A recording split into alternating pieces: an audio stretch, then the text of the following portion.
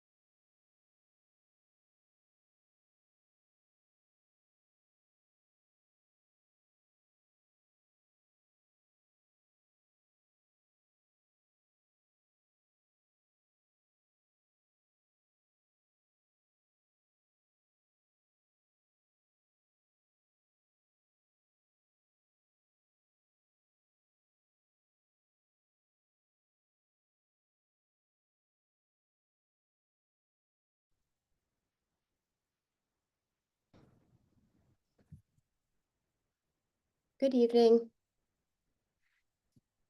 Good evening, everyone. We'll start in a few minutes, just waiting on Mario. Great. Thank you.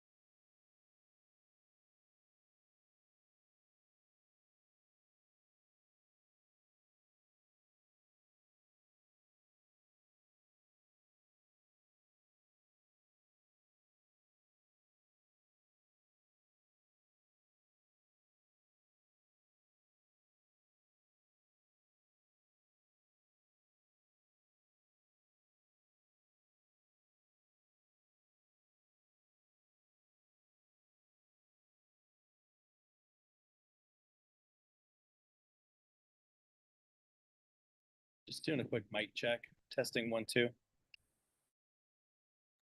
Yes, sorry, folks. We can hear you guys. We'll be starting in the next couple of minutes. We're just waiting for another committee member to start.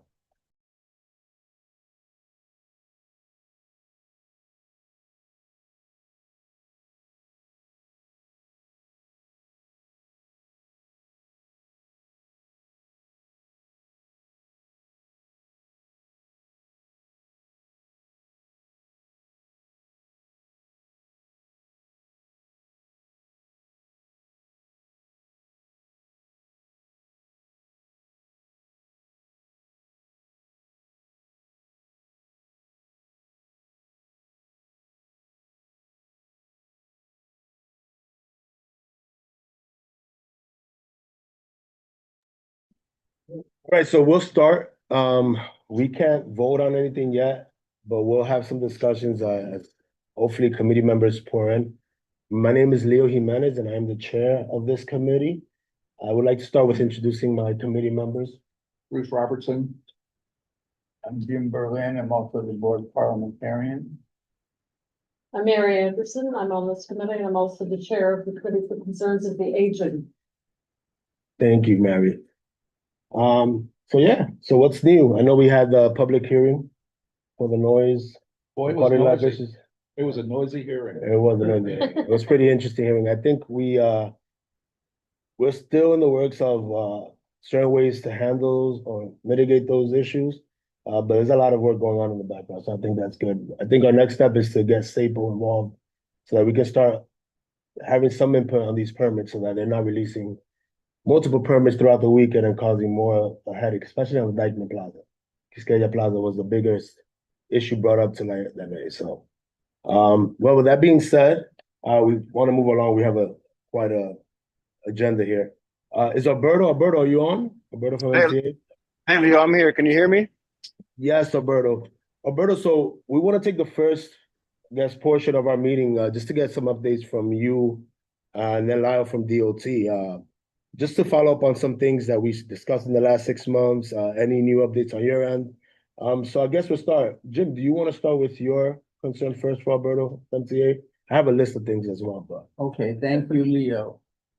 This concerns the rearranging of the northern terminus of the number 4 bus, which, right now, the number 4 bus takes people all the way to the Cloisters and then picks them up at the Cloisters. What your new plan does is brings people to the Cloisters, and then if they want to get back from the Cloisters, they have to walk in excess of half a mile up and down steep hills to get to the closest southbound bus stop. Now, the fact that the northbound stop is so far from the southbound stop is absolutely ridiculous. And in particular, imagine a disabled person in a wheelchair who goes to the Cloisters and then discovers, or whatever disability they have, they now have to walk half a mile through basically what's a very nice park, but it's like the woods. Or a walker. Or a walker, right? And this is just not reasonable. I cannot imagine, in fact, although, maybe this happens in other places. It shouldn't. Obviously, there should be a northbound and southbound bus stop within reasonable proximity of one another, and half a mile doesn't do it. And in fact, when I clocked it today, it was more than half a mile. So what I would suggest, and we will be passing a resolution on this, technically, I suppose that you like to have the terminus at the end of the line. That makes sense, but it doesn't have to be at the end of the line. So there's nothing, for example, even if the buses do their parking or whatever they do, staging at Margaret Corbin Circle, when a bus heads south, there's nothing at all that prevents it from first going up to the Cloisters, picking up the people who want to go south, and then head back south. And that will be our suggestion to you. And again, this half a mile walk is simply unacceptable. So I wanted to hear what you had to say about it, but provided this is the plan that you are gonna stick with, then we will pass the resolution, because again, this is unreasonable, and in fact. So thank, I'm happy to respond to that. I did share the plan with the board and the committee via written correspondence that went through DOT, and it has a map of the plan, but it also notes that customers can still remain on the bus should they want to travel south. So that meets your concern. We've taken no, that to. no, that doesn't address my concern at all, because they don't get to go to the cloisters. They can remain on the bus when they get to the cloisters and travel south. They don't have to get off the bus. They have ride-along privileges. Who are not listening, please listen carefully to what I'm saying. If you go to the cloisters, you have to get off the bus. The cloisters is not in the bus. And once you get out of the cloisters, there you are, stuck. I'll just say museum. and- Right. I'm listening to you, but I don't think you're understanding. What I said was you can remain on the bus at the cloisters, but also if you want to travel south, you don't have to get off the bus. We have a ride-along privilege. We have that in other areas in the community. We have done that for this route as well. Have someone else Let me ask explain, you a yeah, question. someone else Go ahead, explain. please. So can I ask a question?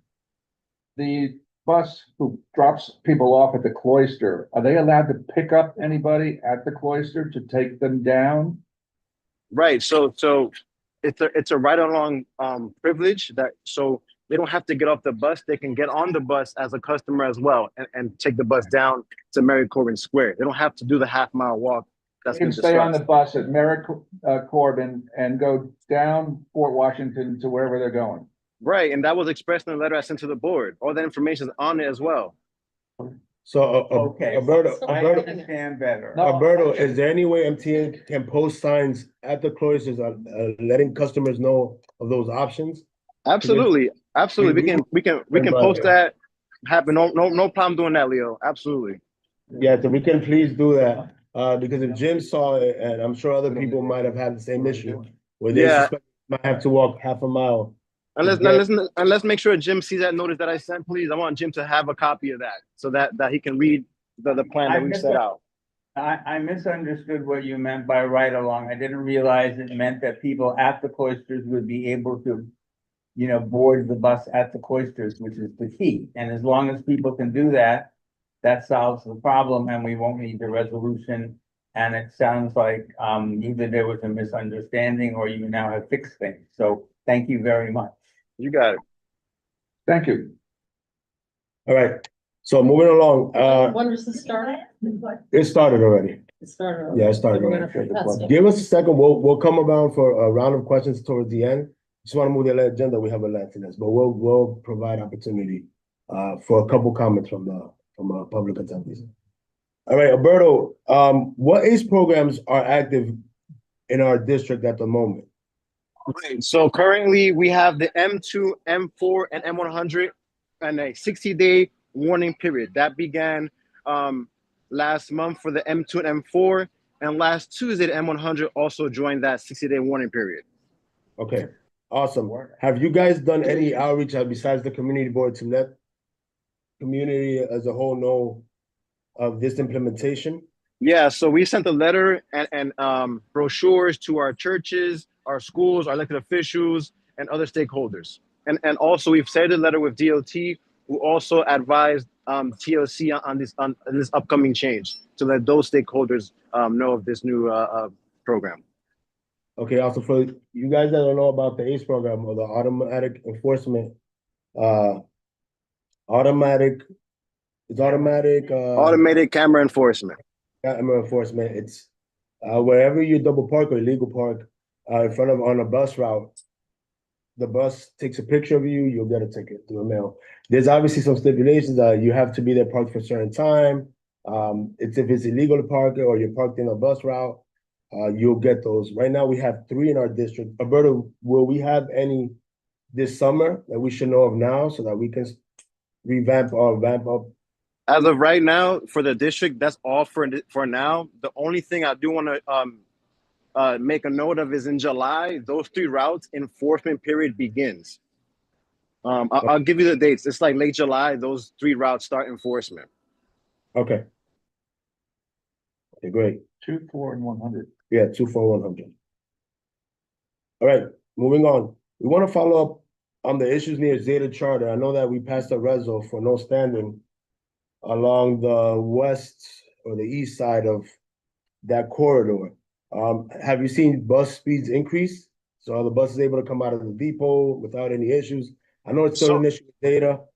That's gonna be an ongoing issue. We're at the board having conversations with them, but we want to see if there's any improvement on bus Yeah. speed. So when you come out the depot, remember that on the right-hand side across from Zeta, we cleared that out. So that's helpful. Buses are able, they can pull out easier and go up down that street without any issue. But the southbound side along Zeta, that continues to be a problem. And PD's trying to help, but end of the day, we're hoping that ACE can maybe, wake people up and have better behavior from the school as well.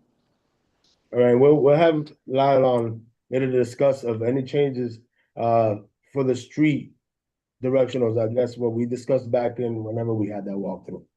So I want to see February. So I want to see if Lyle DOT has considered changing the directions of the streets as we had discussed prior. Hi, good evening, everyone. I'm so sorry I'm late. Before we continue, sorry, Alberto, Carmen, you want to introduce yourself? I'm sorry. Hi, good evening, everyone. My name is Carmen Paulino. I'm the Vice Chair of the Traffic and Transportation Committee. Apologies for being late. Thank you all for being here tonight. Really looking forward to hearing all of your thoughts. I am just coming from another CB12 meeting, so sorry for being late. And now we have a forum. Now we Now have, we have quorum. You can sit. She's a new board member. Yeah, feel free. Oh, here you go. I'm sorry. welcome. No, And welcome. if you want to introduce yourself, thank you for joining us. Appointed, so this is my Awesome. first one. I don't even know where to sit, so Join us. Just join us. Yeah. happy to be You here. want to sit like here? Oh, you are? Come join us, man. Should have mentioned something. We welcome our new board members. Who else is a new board member? Yeah, anybody else, a new board member, come join us. We are very friendly here, so we would love for you to just, 2024, so, oh, no. yeah. Fred will be hopefully sooner than later. Our public. Fred, you're a special member. Our Say from 2024, Yeah. 25. appointed public member. That's in the works with Kathy right now. They're 25, somebody needs to dig up my application. Yeah, no, we'll discuss. Public members are handled completely different than board members. Board member applications go through Well, board president, yes, they're board members. Oh, okay. Yeah. You're a public member, so Oh, yeah. that we're waiting for our chair who's very busy and No, she'll have some. I didn't know they were board members. Yeah, no. And can you guys introduce yourself again? I'm sorry. Lisette Tavares. Pleasure. to- Lisette Tavares. I can't hear. Lisette Tavares. And Andre Burmez, Communications and Marketing Director for Seventh Oaks District with Assemblyman Al Salazar. Oh, you work for Al. Yes, sir. Welcome. Thank you. And he's a state official, which is why you're here. Yes, he is. If you were a city official, you would not be on this board. Absolutely. Right. Good point. Jim is a parliamentarian. You'll meet him. He knows the rules. I've been He knows- around for a while. He knows. Go to general when you have. Yeah, dinner. yeah. We try Great, to recommend great. forces. Thank you so much. I'm ready with minutes, so. All right, so moving on. I get So- double. Alberto, any accessibility projects coming into our area that we should know of? Absolutely. So the new capital plan that was recently approved is giving an elevator to 207 on the one line. So that's coming down the pike. The 190th Street on the A, that's getting a complete rehabilitation. And that ramp from the Bennett Avenue side will be made ADA accessible. So folks can come off the street level right to the elevator in that station. And then we have 168th Street also, not 160, 165th by the museum. That's also getting an elevator. Oh, great. Okay. That's actually great news. And then some other items that aren't ADA related. The 240th Street Yard in the Bronx, that's getting a full rehab so that the one train can be upgraded to have working air conditioning. I know folks get the hot cars every summer, at least once. Those days will be over once that yard gets upgraded to take these new trains. So that's going to come through as well for the district. Great. Those accessibility upgrades part of the new capital plan? Yes. All right, cool. All right, then the last one I have for you is, I sent you an email on that and just want to kind of nudge again and see what MTA can do about it. But I saw about those flood mitigation construction work. Believe at the Broadway Harlem River substation. Is there any way that we can request or maybe write a resolution so that we can have some type of work, flood mitigation work right here on our 157th Street IRT line? Yeah, give me that in writing, because I did make the request to the team on where our new package of mitigation is going to be. I'm waiting to hear back on that, but please get me that in writing so that they can know that this is a need in the community and that we should definitely respond to that. Should we write a resolution for it, requesting Yeah, it? write that. Yeah, I think that would help because it'll be in writing from you guys. And just so you know, we redid the staircases on 207 on the A, and I'm not 207, Dykeman Station. As you notice, a little hump there. That was for flood mitigation, and also the staircase is made ADA, so folks can walk up and down the stairs a little easier. So that's part of that recent update on Dykeman. Okay, so I think, should we vote on it? So let me give you some context there. Alberto sends me updates from MTA all the time. One of the updates recently was about some work, flood mitigation work at the Broadway Harlem River substation. Me being nosy, I reached out to Alberto and I said, this is something we need in our community, especially in 157th. Many of you guys know, if you see through social media, seen the flooding happening at the station. And it's, people take trains to work, to commute, take kids to school, travel for the doctor appointment. And it's something that it's needed. So reached out to Alberto through email. He said he will follow up. I decided to bring it again tonight just to kind of put it on your radar. So I think we should have a resolution on that. I move that we pass the resolution. Second. All right, so let's vote, and you guys will vote as well. All right, so resolution for flood mitigation work at the. Have you been appointed to this committee yet? No, they haven't Yeah, been yeah. appointed. to this You're gonna committee. vote as board members in the second. Yeah. But we're not gonna take you Resolution. from the table. Yeah. All right, so Carmen, My vote is yes. Bruce? Yeah. Jim? Yes. Mary? I vote yes. I vote yes.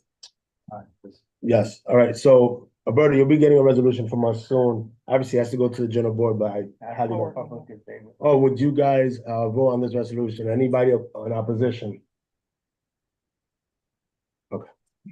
Well, why don't we find how, you don't have to vote, but how many of you are in favor of this flood mitigation? Raise your hand.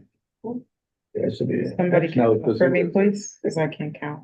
It's Nobody count. 2, 4, 6, 8, 10, 12, 14, 15. Okay.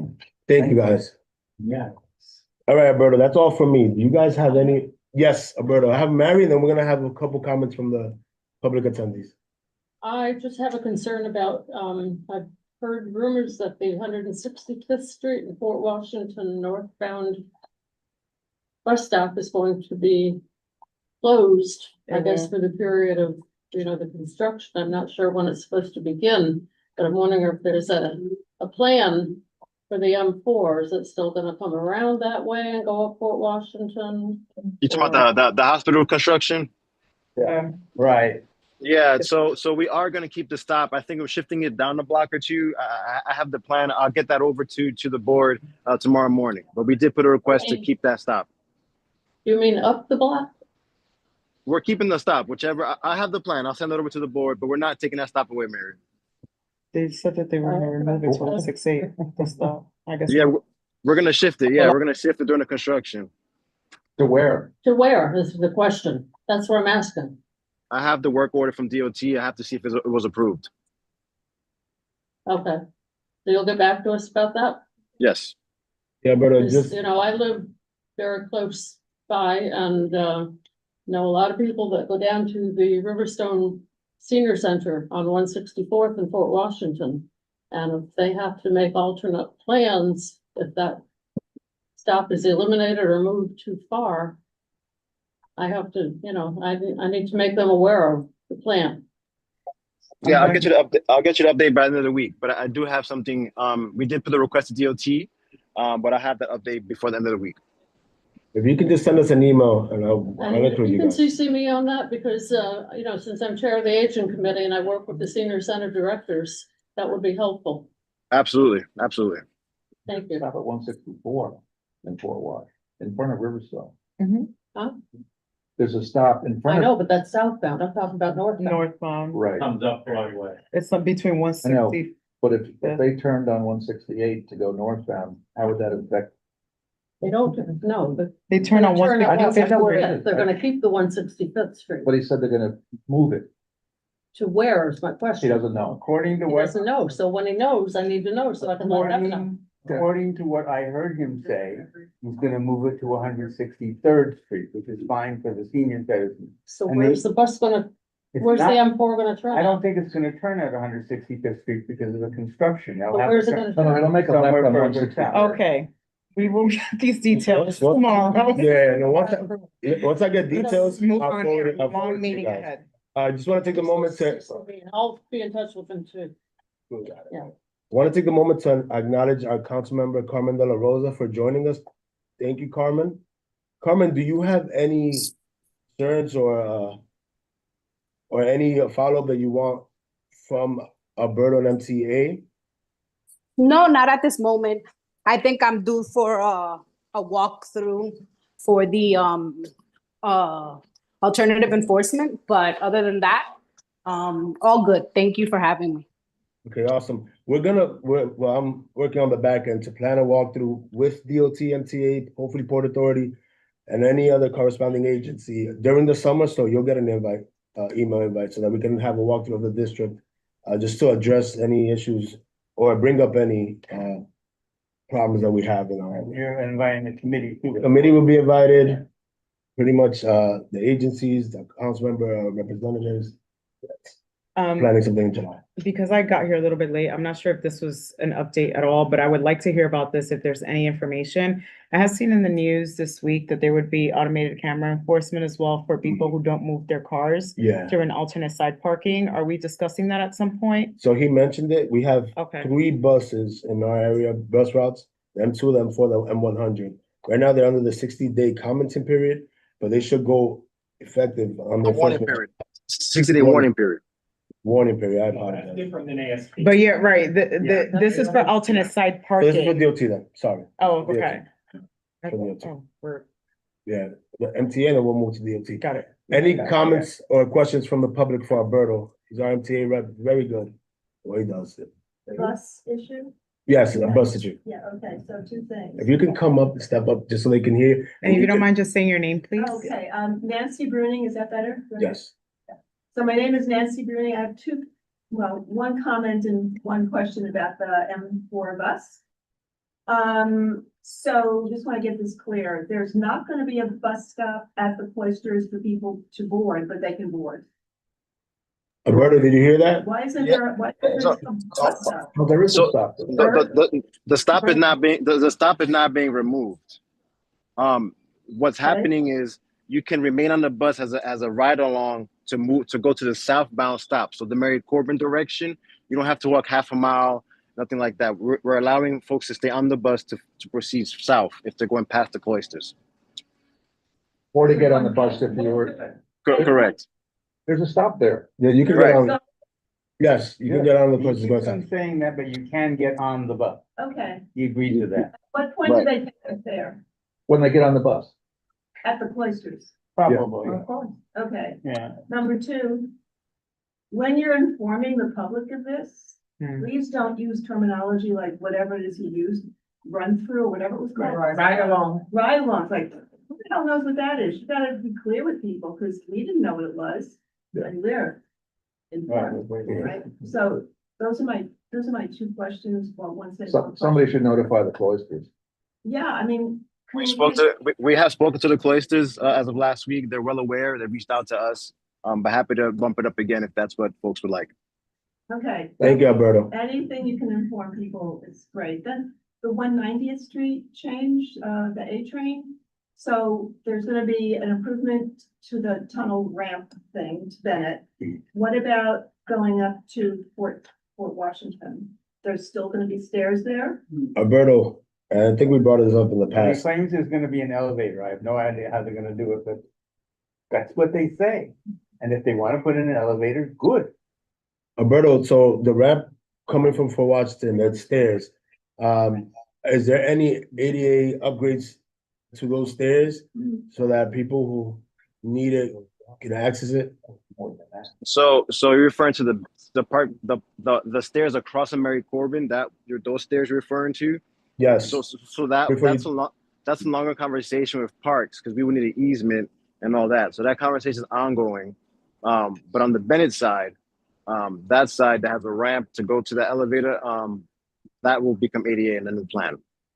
Do you think that we should reach out to our Parks Committee and maybe come up with some type of joint resolution to just kind of speed up the process, or maybe help you guys when you go Yeah, speak? I mean, we've had good convos with Parks, but as everyone knows, Parks is financially kind of tough right now. But we're happy to work with them, like anything else, to make that accessible. And they also have some plans, if possible, to bring some better lighting, etc. So yeah, anything you can do on your end from the Park Committee, we'll definitely take that and work with them how we can. All right, I'll reach out to Luana. See what we can do. And an easement doesn't cost any money, it's just Park giving Permission, for right. that individual. All right, well, we'll I'm gonna mention that to Luana and see if we can come up with some joint resolution. All right, yes, Hi, I'm John Salvos, representing the community of Saint Spiridon Church Yeah. at 124 Longford Avenue. I heard a couple of comments tonight about, I know about the ACE program, but I heard something about enforcement of illegal parking. about this parking. That's I after. thought it was only regarding blocking the bus path. So you either double parked or you parked at a bus, either bus lane or bus stop. Is there Yes, more? so the legislation was expanded to include double parking, not just at bus stops, but in bus routes along the way as well. Yeah. So any illegal parking on a bus route. So if it passes through there and you're double parked, triple parked, it'll take a snapshot. So maybe a follow-up question would be if there is a no parking zone at a curb and the bus is clear to pass, are they taking pictures of somebody parked in the no parking zone? Did you hear that, Alberto? Yeah, if the car is double parked and it's obstructing the bus, it will take a picture. But I do want to tell folks that it requires 2 buses passing within a certain amount of time to issue the ticket. So one bus passing will not give you a ticket. It requires 2 buses passing to give the ticket. And they're also reviewed by a human being to see if it's a valid ticket to begin with. Yeah. Sorry, let me just clarify. That wasn't my question. Yeah, The question was if you're parked at the curb, not blocking the route for the bus, but if you're illegally parked, either at a hydrant or parked at no parking zone, will you get a ticket at that point? Alberto, did you hear it? Yeah, I heard it. I'd have to circle back. My understanding is yes, but I'll have to confirm that specific scenario. Okay, yeah, if you could please follow. We'll follow up. We speak all the time, so I'll make sure to just reiterate it so that you could have that. I know that you have a lot on your plate. Any other questions from TA, Fred? Hi, my name is Fred Sofa, and this may be getting ahead of the game, but I believe a couple of months ago, we received an update from the DOT on the Upper Manhattan of Broadway, that they're gonna do a rebuild. No. I just want to ask if they've reached out to him at all to coordinate with the type of. DOT and MTA had conversations about it. It came to the board. We told them we don't want it yet, or we're not looking into it. So they're supposed to come back sometime in the fall and revamp that conversation, have that conversation with us. But we're not gonna touch bases on it. We're not a fan of it. That's gonna be put aside.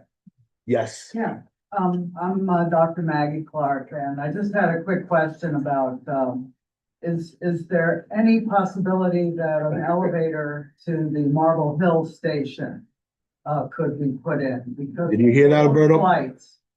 And, that's very difficult to navigate, and if they extended the platform towards the Broadway Bridge, it would be an identical setup to the University Heights elevator. So before you answer, Alberto, I'll give some type of context. Carmen and I jumped in a meeting about 2 months ago, I want to say a month ago, when they were discussing the new capital plan for 2025 through 2029. And we gave suggestions on all the stations that and from feedback we've gotten that need some type of ADA accessibility upgrades. We did mention 225th Marble Hill. We mentioned 215th and Broadway because the hospital is right there. And But I'm not talking about the one train, I'm talking about the Metro North. Oh, the Metro. Oh, yeah. Oh, I don't- More flights down to the river. Did you hear that, Alberto, for the Metro North? Is there? I'd have to see what the plan has for Metro North. I'm not too familiar with that specific operating agency's plans, but I can look into that and get back to you. Okay. Yeah, we'll follow up. Thank you. guys. Thank you for bringing that up. Yes. I have, three Yes, questions quickly. You mentioned that, that it's two buses, but, is it fair that it's two buses back to back in 2 minutes? Is it 2 minutes? Because The buses come Nobody that said. I don't often. think there's 2 minutes. Sometimes they do, if it's delayed, they'll be back to back, it depends. It's 2.5 minutes between buses, for a violation to be issued. It's 5 minutes for bus lanes that if you don't make the first right turn. Okay, I'm talking about when you're double parked, it's 2 minutes apart. 2 minutes and a 2 half. minutes and a half. 2.5 minutes, right. Okay, that's the first question. The second question is, if you're illegally parked, like saying, the gentleman was saying, I want clarification. He said, if you're by the curb where it says no parking anytime, why would the bus give you a ticket for that?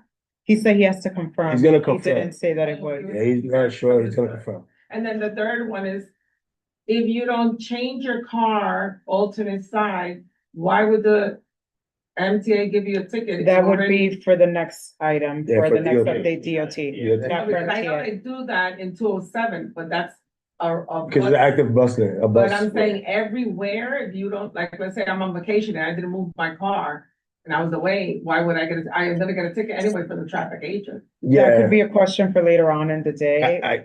he's gonna find out about parking at the curbside. I think that's a little confusion. They asked that, and I could understand. I know DOT, if they have alternate side parking, you don't move your car, you're gonna get a ticket. Yeah, definitely. Yeah, but MTA, he's gonna find out if you're parked by the curbside and it's on Yeah. a bus lane. Yeah, because let's say, you don't want me to double park, but I park in the pump, so I won't be double parked. Why would the bus driver give me a ticket? It's not a bus driver that gives a ticket. It's automated on the camera. So, and then it's if you're in the actual right of way of the bus. So if you're in the curb, like double parked in the hydrant, we're not gonna give you a ticket. You're not in the right of way of the bus. That's So- what I thought. Okay. So even the no parking should be, you're not in the middle of. Yeah, Yeah. but let me, like I said, let me look into that And and then- I'll give you the update. Yeah, let's get the update.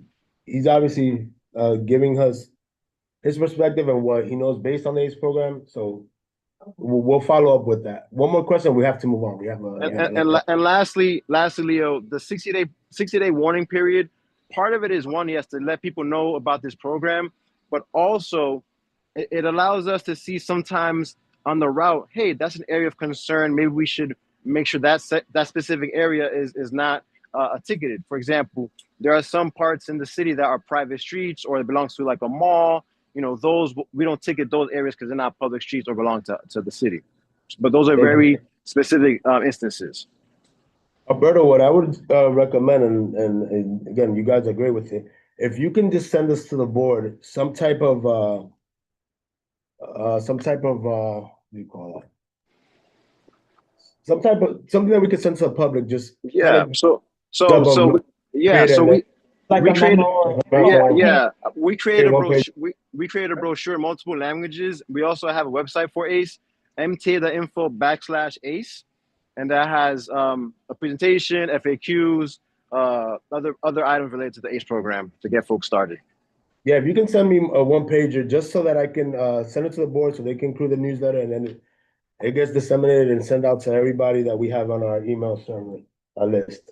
I think that would just kind of bring more awareness to ACE. Then some people know about it because of the committee, but I'm sure a lot of people don't. Yeah, no, we'll get the word out. Thank you. All right. Please, just one comment here. Yes. This is John Salvos representing St. Spirit Church, 124 Wadsworth Avenue. We had written a letter here asking to present here this evening, and there was a resolution passed. I think it was back in October. Yeah, October. Last year. Just want to get an update. So- on it. Is now a good time with Alberto on the phone? So- Or some other time? No, so we are going to discuss it. I have it in my laundry list of things I have to ask DOT. We're going to ask DOT about it because Alberto really doesn't have anything to do with that. But Right, DOT 'cause- went through DOT. They should be installing the signage. So Right, there was a signage We brought it request, up. right? For that walkthrough, we had a signage request, right, to DOT. Yes.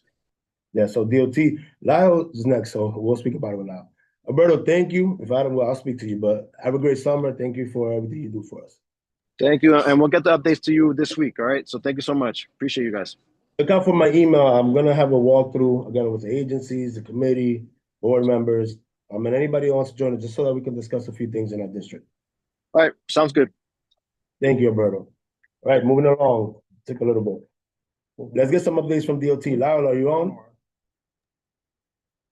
I'm here. But just so you know, I don't have any updates on the one-way conversion request for Zeta or the signage for St. Spiridon, but I can look into that. Yes, please. Wait, and before also, sorry, Lyle. Go ahead. Before you get into your spiel and give us some updates, I have a bunch of things we want to follow up on. Past resolutions, issues that we brought up in the past, and you might have the answers for some, you might not, but we want to stay on top of this. It's been about 6-7 months for most of these, and we haven't had any answers. So, yeah. So we'll start. We'll start with the Riverside Drive and West 155th Street area. We requested a traffic study a little while ago. You said you'll look into it. Any follow-up? Jody and Bruce are relentless when we discuss any issues in that area. We also get emails from our community residents. It's a lot of things just going on. So any updates on a traffic study? Did we? No, we didn't have a resolution on a traffic study for 155th and Riverside Drive, that area. I don't think. No, I don't But think we we have, did. we have a plan. no, we did a long time ago. We did, I believe we did. Yeah. That you guys wrote. Remember? That was 158. Well, 158, sorry. No, it was one, 158. That was January. no, I'm talking about 165th, but not. That's another one. 155th. Oh, that's a different one. Jody's Sorry. working on it. Okay. Okay. So any updates on what's going on with that, Lyle? for 158th and Riverside, I just want to make sure I have the right location. Yes. Yeah. There is no update as far as we're 150th and Riverside situation. One thing that we meant to bring before the board, at least as far as a question, DOT had made a proposal at the, how do I put this? The original proposal we had for 158th Street, the corridor that we ended up reconfiguring a few years ago with lane markings, etc. There was a portion of that proposal where we had made a suggestion to make Upper and Lower Riverside, primarily Lower Riverside, that portion a little bit more pedestrian friendly. Ideally, it would come at the expense of parking in that area.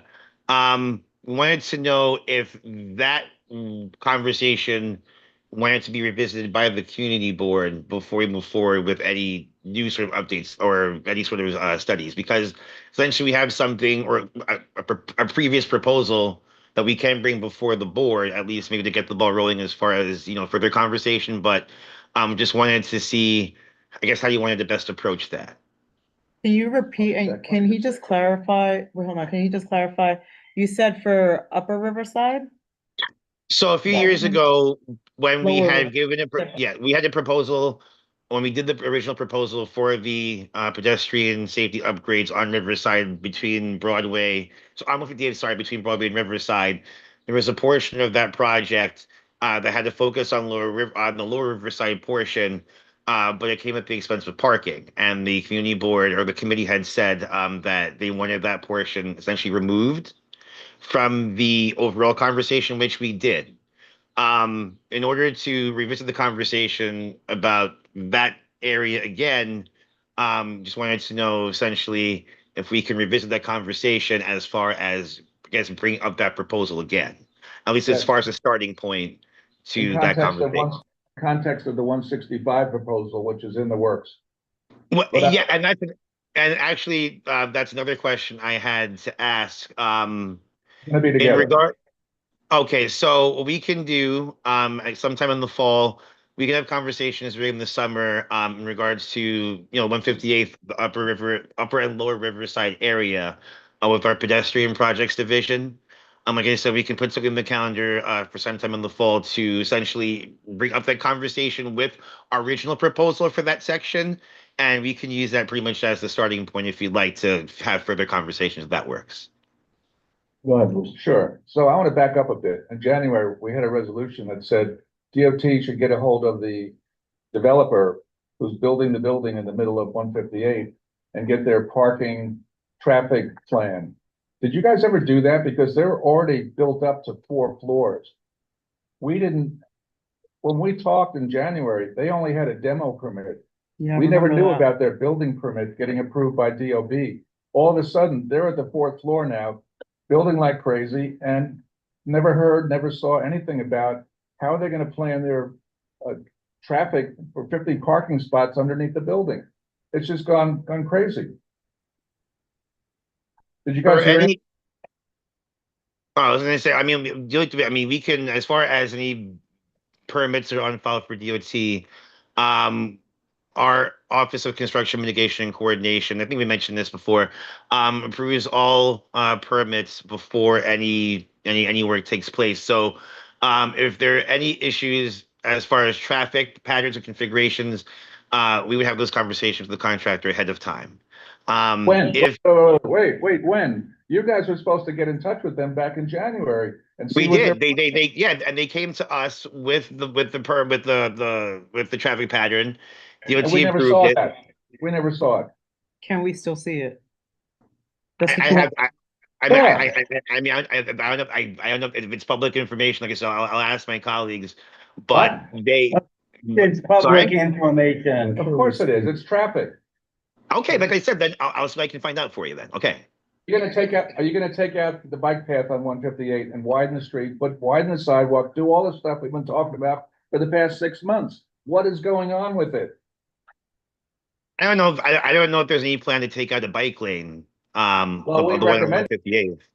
We recommended it, move it over to 155, but that's another conversation. Anyway. Yeah, I think that's a separate conversation, but I mean, yeah, but I mean, Well, that. the Harlem Way is coming across 155, and it would perfectly connect with 155 to our side of Washington Heights where it meets Harlem. So this was another thing we proposed. But you got to give us an update on 158. It's just driving people crazy. We know nothing. As far as the viaduct project? Yes, no, well, that's another thing. That's on hold for another year. Valerie's told us it's on hold for another year. Nobody knows what the hell's going on with that too. So Lyle, you gotta talk to us, please. Yeah, there's a lot of stuff, there are a lot of moving parts in CB12 nowadays. The viaduct's a totally different situation, but as far as 158th, I'm trying to remember, I'm drawing a blank as far as any sort of additional work. Like I said, as far as the building that's going up, I'll see what's on. Sorry? Where are they gonna enter the building with their cars? Down the alleyway, or is there a front drive? Or how do they plan to get the cars into the parking lot? Through the back? What's the story? You've got 300 cars parked in that alleyway that come and go every day. Another building across the street, River Arts, that has 100 cars. That street is already clogged up. We wanted to know what the plan is from the developer, if he talked to you about opening things up on the street, such as getting rid of the bike lane, which would give you a wider street for better flow. Like I said, I didn't know that they had moved on with the building portion. I just remember having the conversation about the demolition. But like I said, I can have conversations with my colleagues in our Office of Construction Mitigation and Coordination to see what they have on file. If there's information that they can share with you. Like I said, this is news to me as far as them moving forward with that. I know we've sent inspectors to this location at request of local residents to see if everything that they have staged here is on the up and up. Our inspectors have gone there and they have seen everything, at least the times that they've gone there, is as it should be. So in DOT's eyes, where their vehicles are, where their equipment is where it should. But if you see things that are out of the ordinary, we can send another inspector up there. Like I said, I'll see if I can get some information as far as any paperwork, and I'll be in touch. And I would suggest, if anything, Bruce, just send me an email about that specific request, and I can forward that to my colleagues in the meantime. Thank you. Mm-hmm. Carmen said that she's happy to follow up with it. It's in her district, so we reach out to her, she can. Thank you. All right, yeah, so let's try to, I know that you're very busy, but we want to be able to follow up on these things, so it doesn't fall on deaf ears. One second, we're gonna go through our list, have the committee input, and we'll give opportunity to the public. All right, so moving on. Any updates on the livery cab stand that was requested by Riverside Livery Company on St. Nicholas Avenue and 192nd, I believe? Yeah. Any updates on that, Lyle? No new updates now. I have to look into that. I know we had a conversation about that a little while ago. I'll see if I can find out for you. I'll be in touch. I'll let you know. All right, Lyle, I'm getting pretty upset with DOT, man. You guys always want to implement things here, but you guys never seem to take our recommendations and feedback and actually put things to work. So it's not, we want to have a collaborative relationship, but I don't think that's the way about it, right? You can't force things to come and happen if you guys are not listening to our concerns and feedback when we have things that we're coming to you with. So just keep that in mind, all right? Going back to St. Spiridon, the no standing signs on Wadsworth Avenue between West 179th Street and West 180. Any update on that? They've come to the committee maybe for the last 4 months looking for answers. Passed a resolution back in October 2024. We still haven't heard anything. What's going on with that? I think there are things in the works as far as the signage changes. I have to follow up with our borough engineering division, but I think that they're okay with moving forward with the request. So I need to see where they stand on that issue, and I'll let you know. I don't have any time frame for that, but I'll see where we stand on that, and I'll let you know. Okay. Comment, please? Yes, I'll let you comment on that because it's yours. Yeah, Now? yeah, go ahead. John Saltos representing St. Spiridon Church, 124 Wadsworth Avenue. There was a signage change. Back in December, beginning of December, they put up school signs. Okay, the one school sign there really didn't do much except we have small buses. They're like 10-foot, 12-foot buses, not related to our school. I've been parking there. They park there all night long, all day. And it's really made the matter worse, not better. Okay, so I just want to give you that feedback here. And we've been struggling through here. Did you hear that, Lyle? That will go on the record. Yeah, I mean, if there's any parking that's there, that's a matter of enforcement. So I was just talking to the local precinct. If there are any cars that are in that area that shouldn't be, I guess the DOT doesn't ticket your tow. So I let the precinct know, and they should be able to follow up. And we strongly recommend that no parking in that side. Yeah. For the school, it's where the students are dropped off in the morning. Some walk to school, obviously, but they drop off there. We do had a parking space for clergy here, and now that's gone, because people park it all the time. And it's really become worse, not better. Well, I'm compiling a list. I have a list. I'm gonna send you this tomorrow. Please. Yeah, thank you, as please. well. And we're gonna keep following up. Hopefully we get some answers soon. Neil, I Fred? have a general comment. Yeah, Bruce. Ideally, and this is not I mean, just Jim, directed at Lyle, but partly because we That's what I'm getting. love you so much. Insofar as you could actually be present physically at our meetings, that would be so much better. So I think that should be a general, maybe we'll even bring this up at the executive committee, because I think things work so much better, especially when representatives of city agencies are actually physically present at our meeting.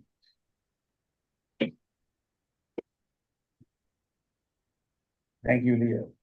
Thank you, Jim. All right, Fred brought up an issue, and I emailed you about it. There's a horrible double parking on 177th Street between Broadway and Washington. The bike lanes are cars over the bike lanes. You don't know on what side of the street you drive on. Is there anything for DOT that they might, or that you guys might come up with a traffic study or some type of roadway mitigation to address this issue? Fred proposed it. I could forward you the email. I think I did, but I can forward you the email again. Yeah. Some solutions that are actually pretty quick to implement. Is there anything in the Nothing in the works, at least for the area on 177th. I mean, we can have further conversations.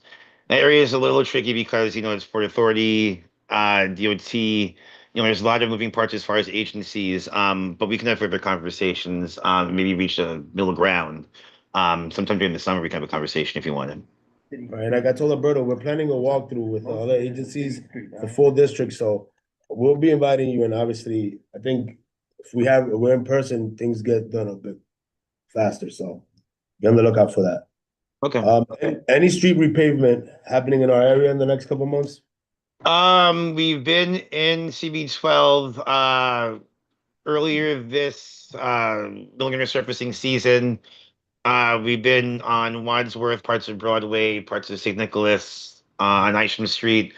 Usually we come up towards the earlier part of the season and then come back again during the middle of the summer. So we should be in the area again, I would say probably sometime in July or August. When that gets finalized as far as the schedule, I'll pass it along to the community board, and the other ones I cover, so at least everyone's aware of where our crews are going to be ahead of time.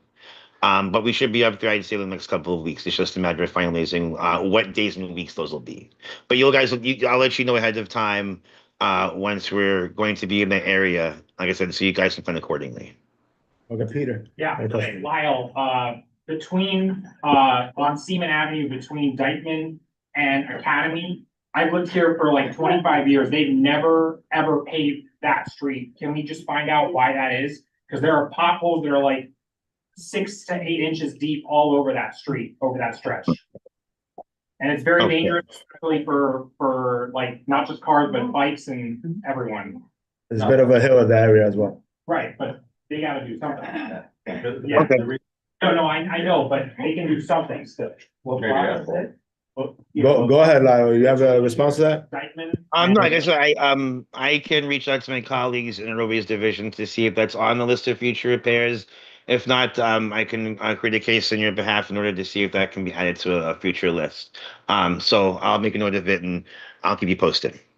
A while ago, Lyle, you mentioned that there's a way for us to submit locations where they need dire repavement. Can you forward me the information and then maybe we'll include that location? Yeah, sure. I mean, everything. If you don't go through me, you can also go through the DOT website. I'll send the link to you, Leo, in our correspondence over the next couple of days. So when you send me that list, what updates you want, I'll respond and I'll add that link to our conversation. So you can pass it along on your end as well. Okay. Mary. I just want to, along those same lines, on 231st Broadway, on both sides of Broadway, the east side and the west side, the crossing is, where the crossing lanes are, it's impossible to get across with a walker or a wheelchair or a baby stroller or anything because it's so chopped up. And that's on both sides of Broadway, north to south. Every time I go, I think about it. And now that I'm hearing other issues. Okay. You said that's on 231st? The 31st. Okay. So that's okay. I'll let the Bronx office know. Bronx DOT actually covers that area, even though it's technically Manhattan.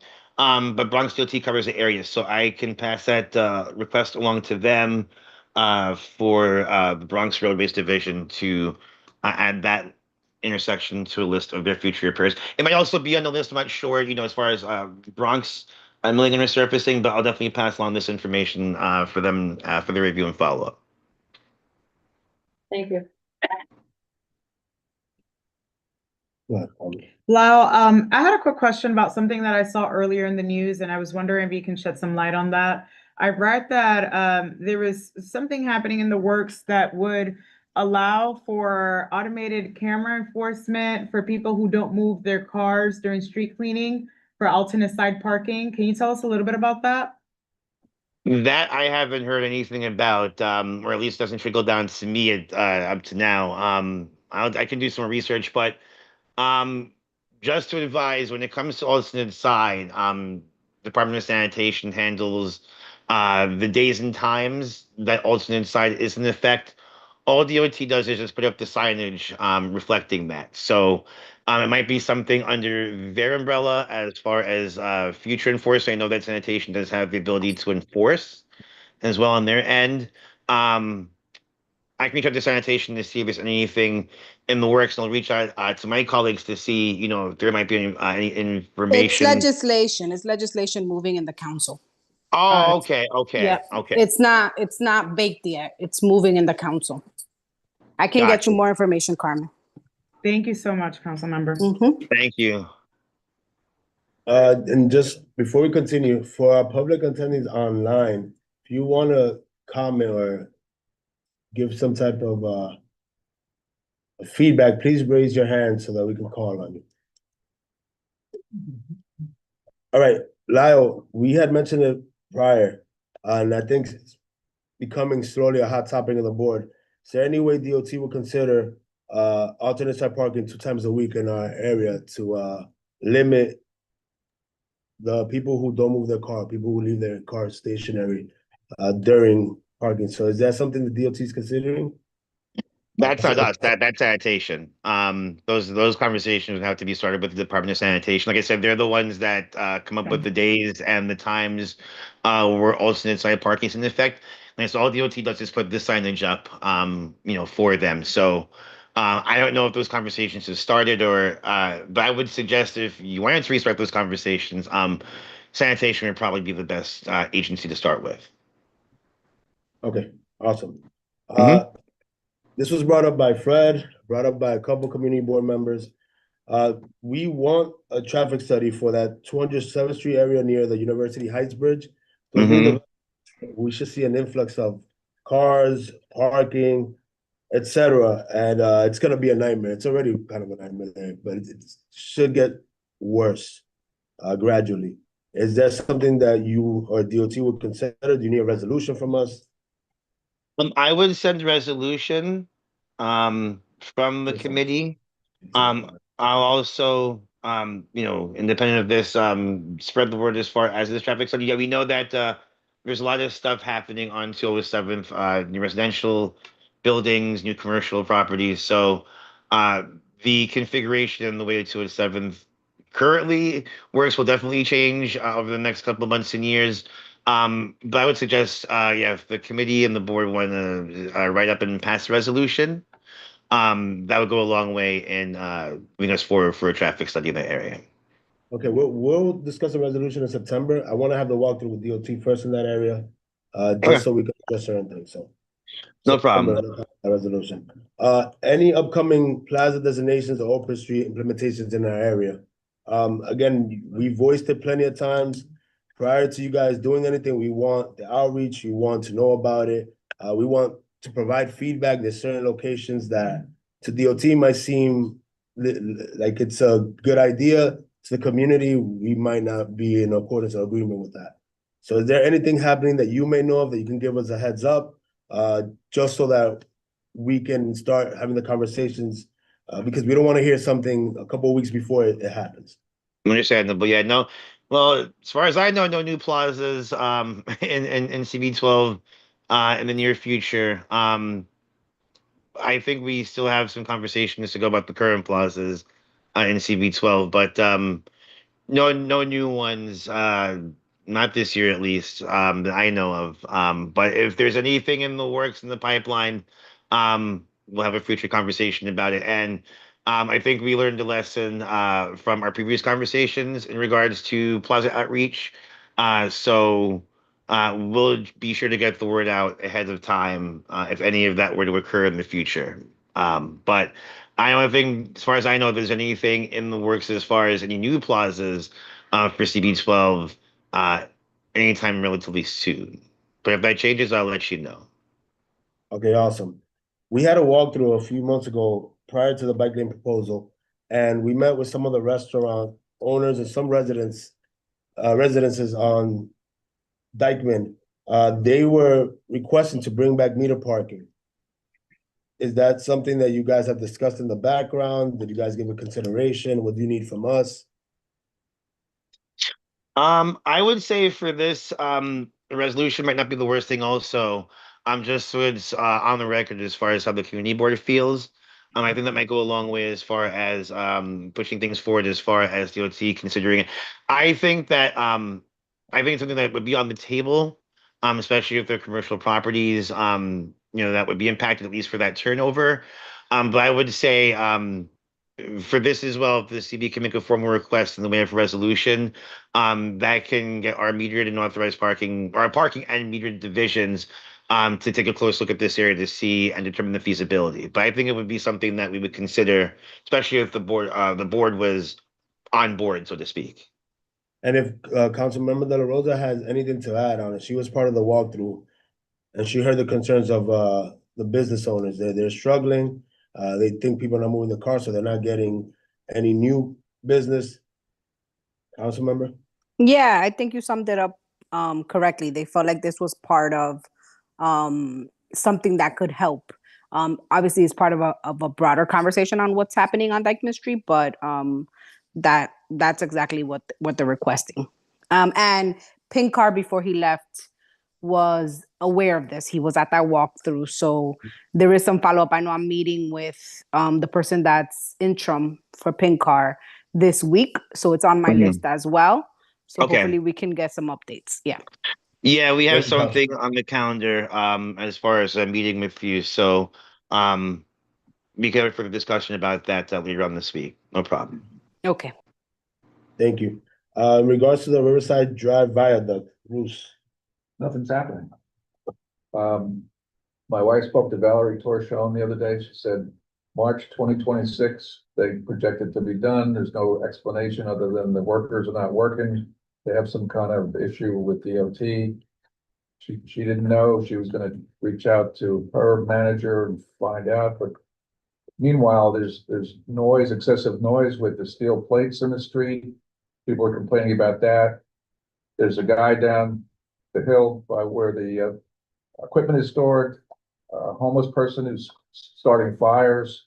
Mitch has it recorded, and the fire trucks go down there. They have to back in because it's a narrow street. It's just a real mess, and we don't know what's going on, frankly. Bruce, there's been 9 fires. 9 fires. Yeah. Mitch, you can introduce jump yourself in, and Mitch, jump give in. your comments as it's related to that. I haven't seen workers in quite some time. I live at 780. My name is Mitch Mondello. I've called 911 several times. I've witnessed several of the smoke conditions and the fires. I've had to explain to the fire department to go down to the tunnel where the fires are. And Valerie Torchon said that this person is known to the authorities. But I don't understand if he's known to the authorities, why, as she said, he brings his cartons there. There was one earlier situation where he used the wood pallets from the construction company that caused a big fire. But if they know who this person is, why isn't he being helped? And it seems like just the way the road is being limited now, with all the construction equipment just sitting there and the materials, that seems to be getting more dangerous, especially with the fires. And the smoke we're being exposed to comes into the apartments because it's a lot of smoke. Thanks, Mitch.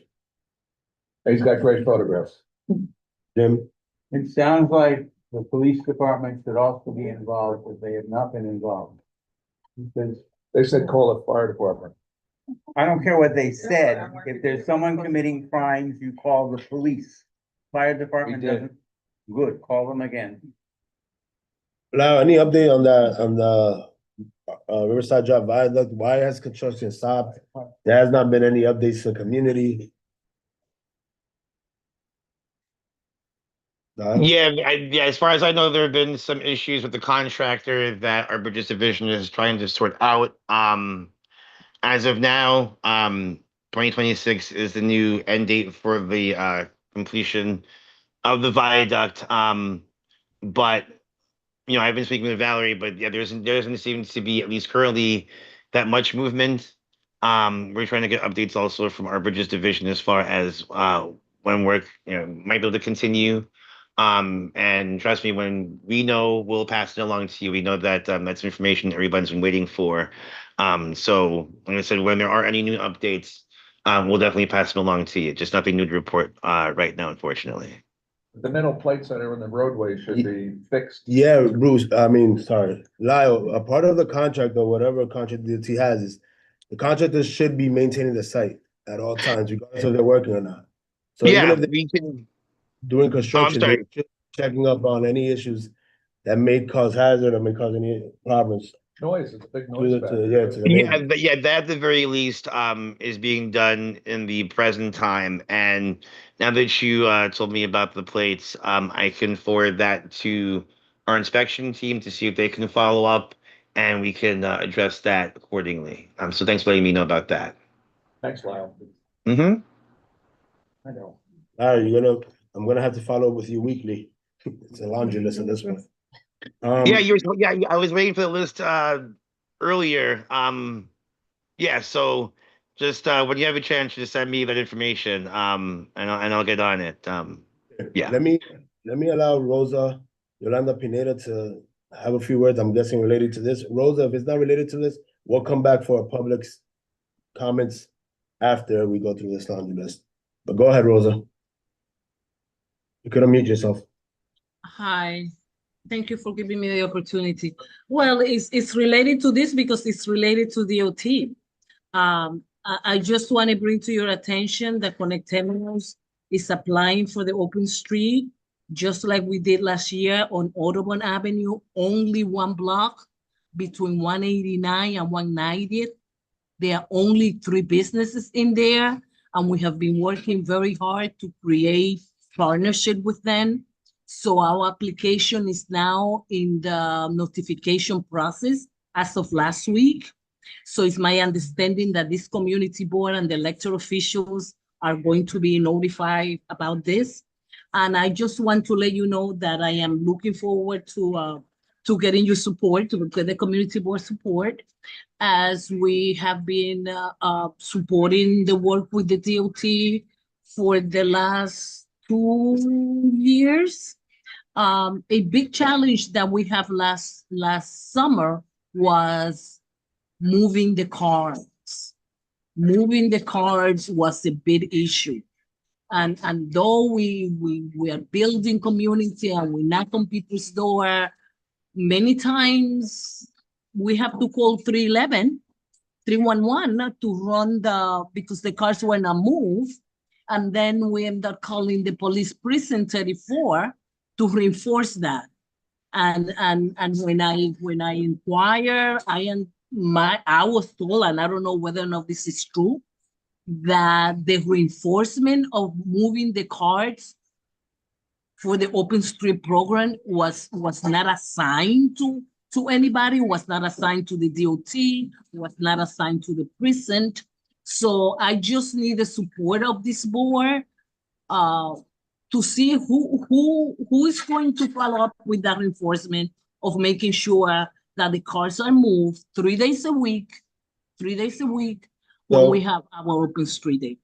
Thank you. Thank you for commenting. We were going to discuss that in new business.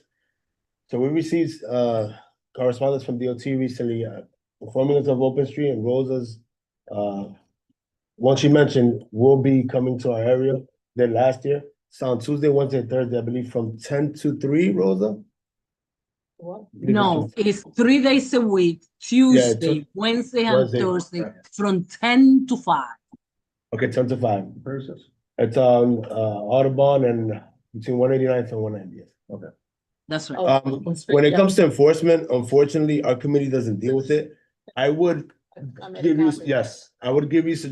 suggest you go to a public safety committee and just go with your concerns. They usually have the 33rd and 34th precinct present. You can also attend your local precinct council committee. Yeah. That's directly with the 2 precincts. Yours will be the 34th. And just voice your concerns, and they will be able to help you on the enforcement side. So if you need any towing, they'll give you suggestions and whatnot. But we were going to discuss this in our area, in our meeting at the new business. Got it. Thank you. Yes, Roger.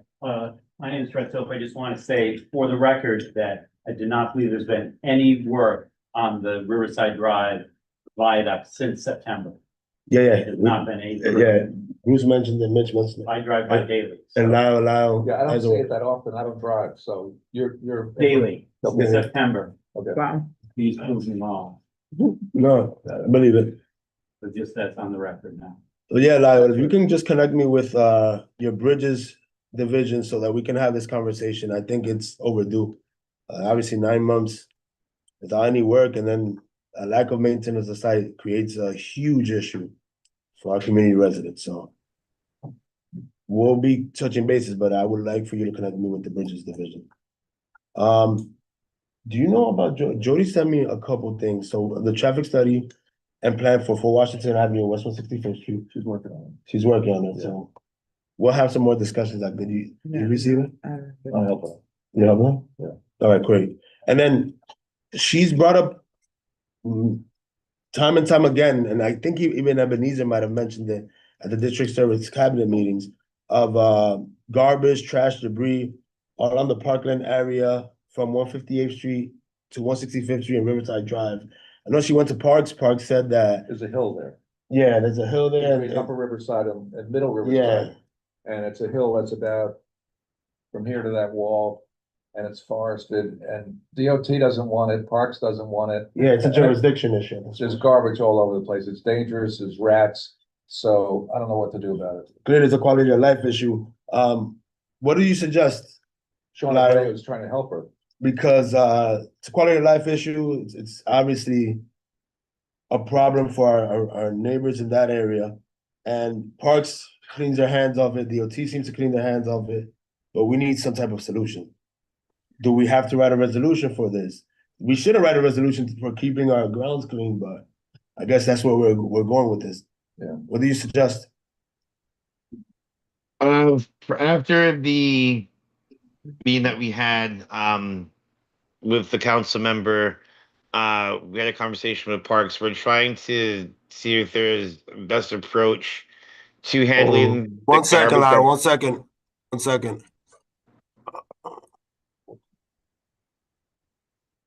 Lyle? Hello? Wait, we lost you a bit. I think this died on us. Yes, it did. Let's see if we can plug it in.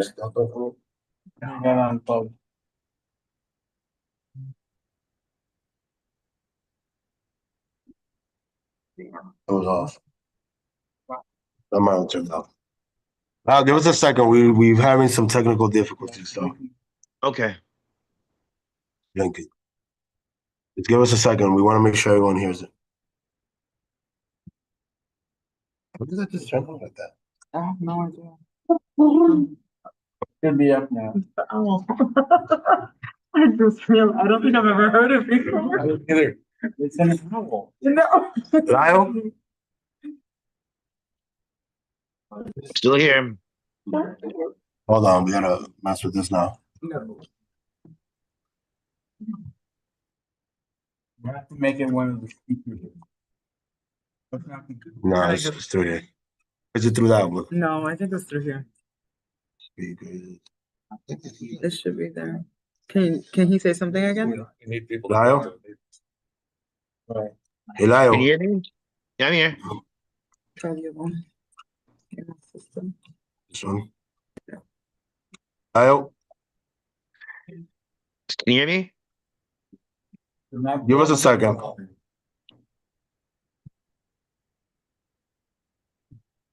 Well, if you can't get the volume over. Yeah, but even then, it's pretty No, low. that's not enough. Lyle, can you say something one more time? Can you hear me now? I don't know if that works. Hello? Almost there. 1 second. Okay. Well, if hook came out, that'll do it. Oh, there it is. There it is. Something Lyle. I think may need a second to connect. Okay. There we go. Great. Thank you, Lyle. Oh, that worked? Okay. You're back on board. About the resolution. 158th Street garbage. Oh, yeah. Go ahead, Lyle. Garbage Hill. The garbage Oh, issue. yeah, yeah, like I said, we're having conversations with Parks, as far as the best way to approach that situation. Apparently, the hill is a lot steeper, than we thought it was, so it's a little tricky trying to physically get into that area. The conversations are ongoing, between us and Parks, so, we'll keep you in the loop. But it's a little bit trickier of an area to handle than we thought it would be. So we're trying to put our heads together, but we'll keep you posted.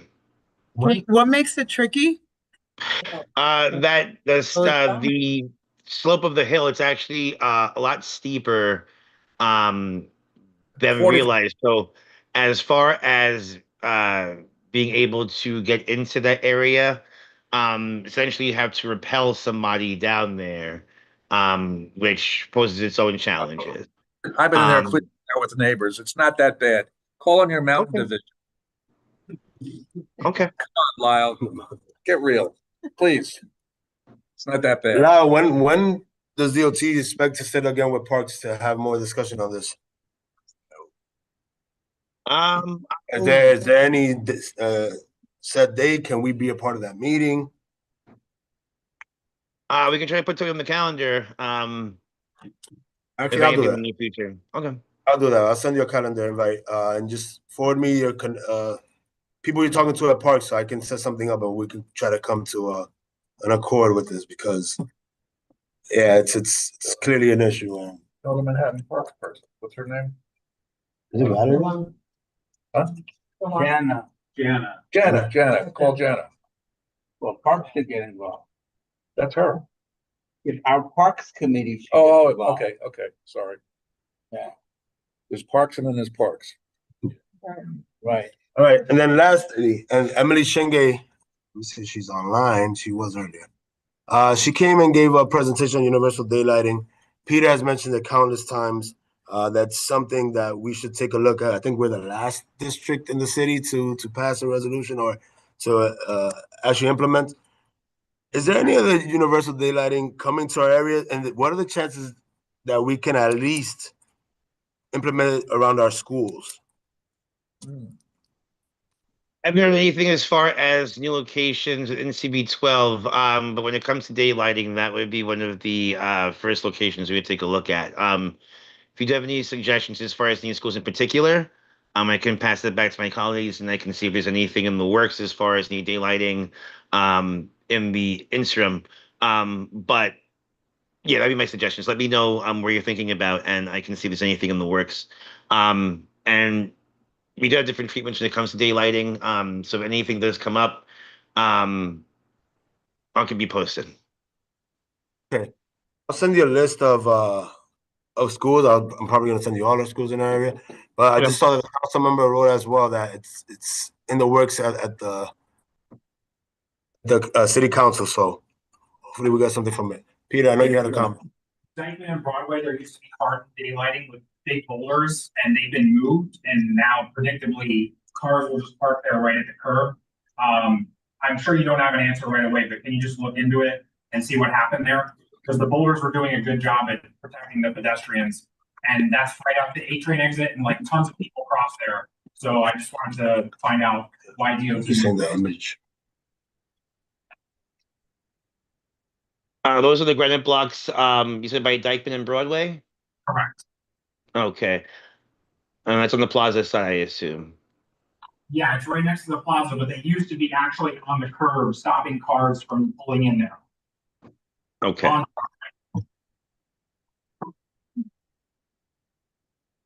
All right, I'll take a look.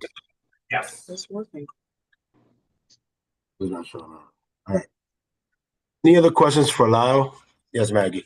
Yes, you brought up the idea of traffic studies, and when the inward rezoning was being discussed 5 years ago, a number of us were asking for a study, traffic study, the current one, and we still need that. And we alluded to the new city at the end, 207 Bridge. But there's also another hot spot. And that's, I have heard tell there's going to be a 6-story, parking garage put at the corner of Henshaw and Dykeman. And if that happens, that's going to make a mess of the local area because there's all that off-flow from the Henry Hudson going into one lane and one person needs to stop and you're done. Yeah. Did you hear that, Lyle? Lyle? Did we lose Lyle? No, I'm here. I was just saying, sorry about that. I just heard bits and pieces. I didn't really get a chance to hear all of them. I'm sorry. Maggie had shared about a traffic study to be done near Dykeman, considering that there's going to be, considering that there would be a new 6-story garage for cars. And if you have heard about that, or would you consider doing a traffic study? We can do that. If you can send me an email with that request, we can take a look at them. All right. We'll also include that location when we have our walkthrough in July. Yep.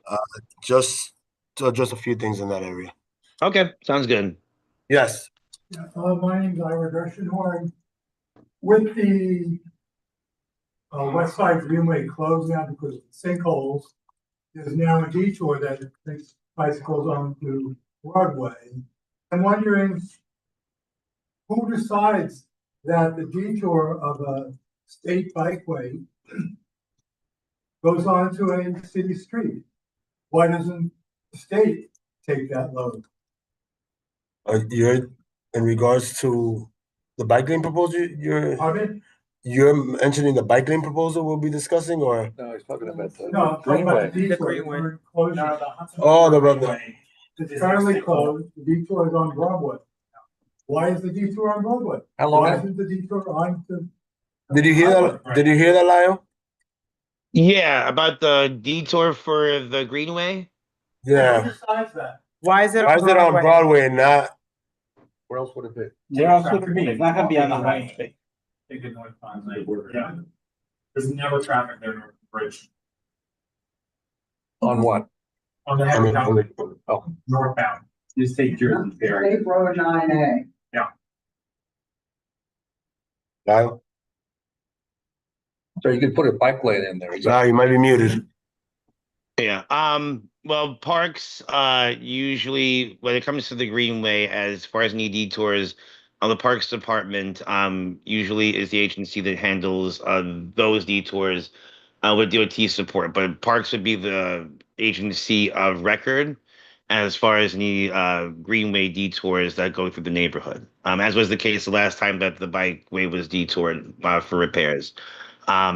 So that would be my first suggestion as far as reaching out to Parks, as far as the rationale. Like I said, DOT does speak with them, but Parks would be the agency of record as far as me taking first crack at determining where the Greenway detours would be for any issues regarding repairs or concerns on the Greenway. All right, council member, I see you have your hand raised. A few things on this. So we've been getting a lot of incoming on this. So there's a number of sinkholes that have formed on the Greenway, and that is the reason why there was the original closure and the extended closure. From the information we've gotten from Parks, is because they actually found a few more sinkholes. So rather than piecemeal it, they're doing a deeper renovation to fix the sinkhole problems. And we've talked to them about the alternate routes. I agree with the community that Broadway is not the safest location. The alternate location that the community has been asking for through our office is on the Parkway. But there are some jurisdictional issues with state DOT and parks and state parks that have to be worked out. And so we've made an official request for alternate routes that are safer than Broadway. And they're going to get back to us on those issues. I don't know if in time to see a solution right now, because, you know, the renovation on the Greenway is already almost done, but definitely for future renovations. So that is something that we've been in active communication with parks, and in the conversations around the Dykeman bike lane with DOT, I also asked if there was a possibility of studying, alternate routes in that area as well. So it's an ongoing conversation, but I hear y'all, and feel free to email my office, and I'm happy to take your feedback as I continue conversations with the agencies. Thank you, Councilmember. Let me allow some people on the Zoom. Ted Gallagher has had his hand raised for a while. Ted. Hi, can you hear me? Yes. Yeah, I'm sorry. I raised my hand prematurely, and I withdraw my hand. Okay, Ted, no worries. Thank you. Marsha Gordon, floor is yours. Yes, hi. I have a question revisiting the left-hand turn off of Riverside Drive onto Seaman Avenue. When DOT presented that as an idea and then it became effective, I understood it was to be revisited in 6 months or such. I don't know if it ever was, but I personally do not enjoy crossing as a pedestrian Seaman Avenue now because the cars are trying to sneak past the westbound folks. They're making their left as they come eastbound. Is there any revisiting of that location for a left turn signal or anything? Yeah, Marsha, so we'll be discussing that. That's part of DOT's bike lane proposal. They have some type of solution for that. Stay tuned. Okay, thank you. Okay, we'll take one more comment. Go ahead, Mr. and then we'll move on. Who takes care of the parking rules? Because there's a lot of motorcycles, DOT. right, that are being used to hold a spot for parking. In the future, can DOT or I don't know who can do like certain neighborhoods, certain places just to park bikes? Because if you, it's a windy day, that bike could fall off and hit a car and damage it. So they should have like spots, like how they have the city bikes and just spots, have motorcycles parked just on one spot. Because they're using those motorcycles. Like if I have a motorcycle and I don't want to lose my spot, I take my car and I block it. Yeah. And that's not fair. I believe it. It's difficult because even though we've had an increased influx of ridership and with mopeds and the e-bikes and whatnot, there's still not a lot of them out there. So you can't designate an area just for that. You'll be essentially killing curb space for cars and bike lanes, which is more important. So, I mean, Lila, if you want to add to. Trust me, you go to 183rd and Fort Washington, they have a whole bunch of bikes and they take it out, like the super from 506, he takes out his bicycle from his basement to hold spots for his people, and there's like 10 bikes. They should have designated places just to park the motorcycles. Now, in between cars. Any input on that, Lyle? And then we'll move on to the next agenda item. And then Jim, then Lyle. Are you asking about is it designated motorcycle parking? Is that the question? Yes, if you have a motorcycle parking designated so they don't interrupt the cars parking. Can you look into that, doing something in the neighborhood in Fort Washington? All right. I would say, well, I'm gonna send Leo the link on the DOT website where you can reach out to the agency with any suggestions, concerns, or issues. I would suggest if you do have that as a suggestion for DOT to take a look at, I'm going to forward the link to Leo, who can forward it to you. And like I said, I would suggest reaching out to DOT that way in order to see if we can add that for future study. Thank you, Lyle. Jim, and then I'm sorry, man. We have a really have to move on. DOT's still on the next agenda, so save your comments. Go ahead, Jim. The only comment I have is that they're definitely working on the green one. I see it out my window. Yeah. Doing a lot of work. Yeah. And there were a lot of sinkholes. Thank you. All right, Lyle, obviously you'll stick around, but up next we have the DOT bike lane proposal. Your colleagues.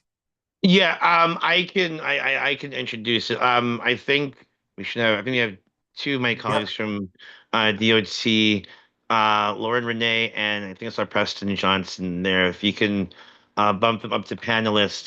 They're going to be the presenters for both of our proposals tonight. President Johnson? Yep, and Lauren Renee. Much for Don't anybody see else. them. Oh, I see the Lauren Renee. Yes. All right. Promoted both of them. Okay. Just very quickly, we do have two bike lane proposals for CB12. One for Cabrini Boulevard, the area around Cabrini, between 180th and 182nd Streets. The other for Riverside Drive, between Broadway and Staff Street. I think we're doing the Cabrini presentation first, right, Lauren? I'm trying to make sure. Yes. So I'll hand it over to my colleague Lauren Renee, and we'll answer any questions on the back end.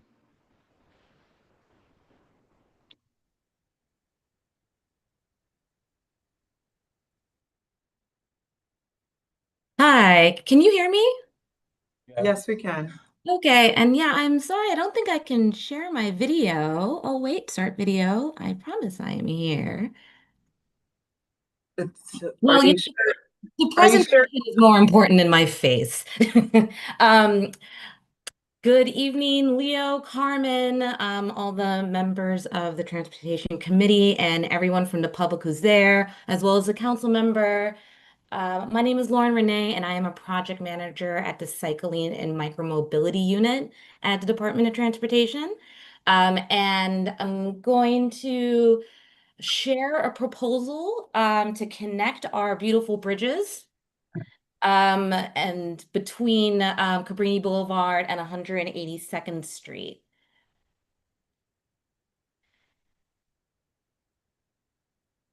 So yeah, just to give some background, last year we did a ribbon cutting for the Washington Bridge, which now has a two-way bike lane and a much more improved pedestrian experience. And then the year before, we did a ribbon cutting for the North Walk of the George Washington Bridge, which switched what side of the George Washington Bridge that cyclists are using. And what we want to do here is update our bike network, do sort of some light touch, bike lanes or shared lanes, as well as wayfinding signage to make sure that folks can get from one bridge to another. This builds on, work that we've been doing in the past, school safety projects that's added more bike lane on Amsterdam Avenue. We've launched Open Streets and yeah, the bridge work that I just talked about. It seems like we are just seeing more and more cyclists use the Washington Bridge now that it's a much more comfortable experience. And it's just been a lot better for pedestrians. It looks like, the count that we did after installation, ridership nearly doubled. And then we're also seeing a steady increase in city bike trips that are within the area. So biking is growing. As you see on the streets, and we just want to make sure that cyclists know how to navigate the challenging street grid with roadway markings as well as signage. I do want to take a moment to shout out some great work that we've been doing with Dr. Rosa Yolanda and Conectamos. We had an Bike the Block event the last 2 years on Audubon. And we're going to be returning, it looks like this year in the fall, so stay tuned. All right, so to get into the proposal, we want to guide cyclists mainly westbound. We have an eastbound connection that's on 180th Street that pretty much brings you from the George Washington Bridge to the Washington Bridge, but that westbound connection is not there. So we are proposing a bicycle connection on 182nd Street until it terminates at Broadway. And then directing folks 1 block south on Broadway to 181st Street. We would like to extend the existing bike route on 181st Street a few blocks between Fort Washington and Broadway in a westbound direction. And then lastly, we would like to introduce a contraflow lane on Cabrini Boulevard that allows for two-way bike traffic because we're hearing complaints about, cyclists riding in the wrong direction of traffic or riding on the sidewalk. So we just want to address that. So we're going to take this from street to street, starting over 182nd Street. So you've just gotten off the Washington Bridge on that one block connector from on Laurel Hill Terrace. And we're proposing, directing cyclists just across the street and taking 182nd Street to Broadway. And here, the roadway is about 30 feet wide. We would propose our standard conventional lane, which would be on the left side of the street. And these lanes, they really reduce cyclist risk by a third, increases predictability, helps traffic calming by, visually narrowing the roadway. So this would have a great safety benefit for folks using this street. I do want to mention that on the street where there is a school, where we have an open street for the school that's in operation, we certainly want to meet with them after, this presentation. They have been a great partner to DOT. I think they also have some ideas about how they would like to see that street designed. I know there's construction today, so we want to touch base with them and see how we can incorporate any ideas that they have within the design proposal. And, this block might be on a little bit of a different timeline given the construction that's there today. But otherwise, the other blocks of 182nd Street that are a little more standard, this is what we would be proposing. Oops, sorry, okay. So for Broadway, this is just, our street grid, right? So to get you to 181st Street, we got to have you do a 1-block jog on Broadway. So you take left turn, and then be able to sort of hug the rightmost lane. We would put a shared bike marking, and just very minimal markings changes on the west side of the street, just to direct cyclists to 181st Street.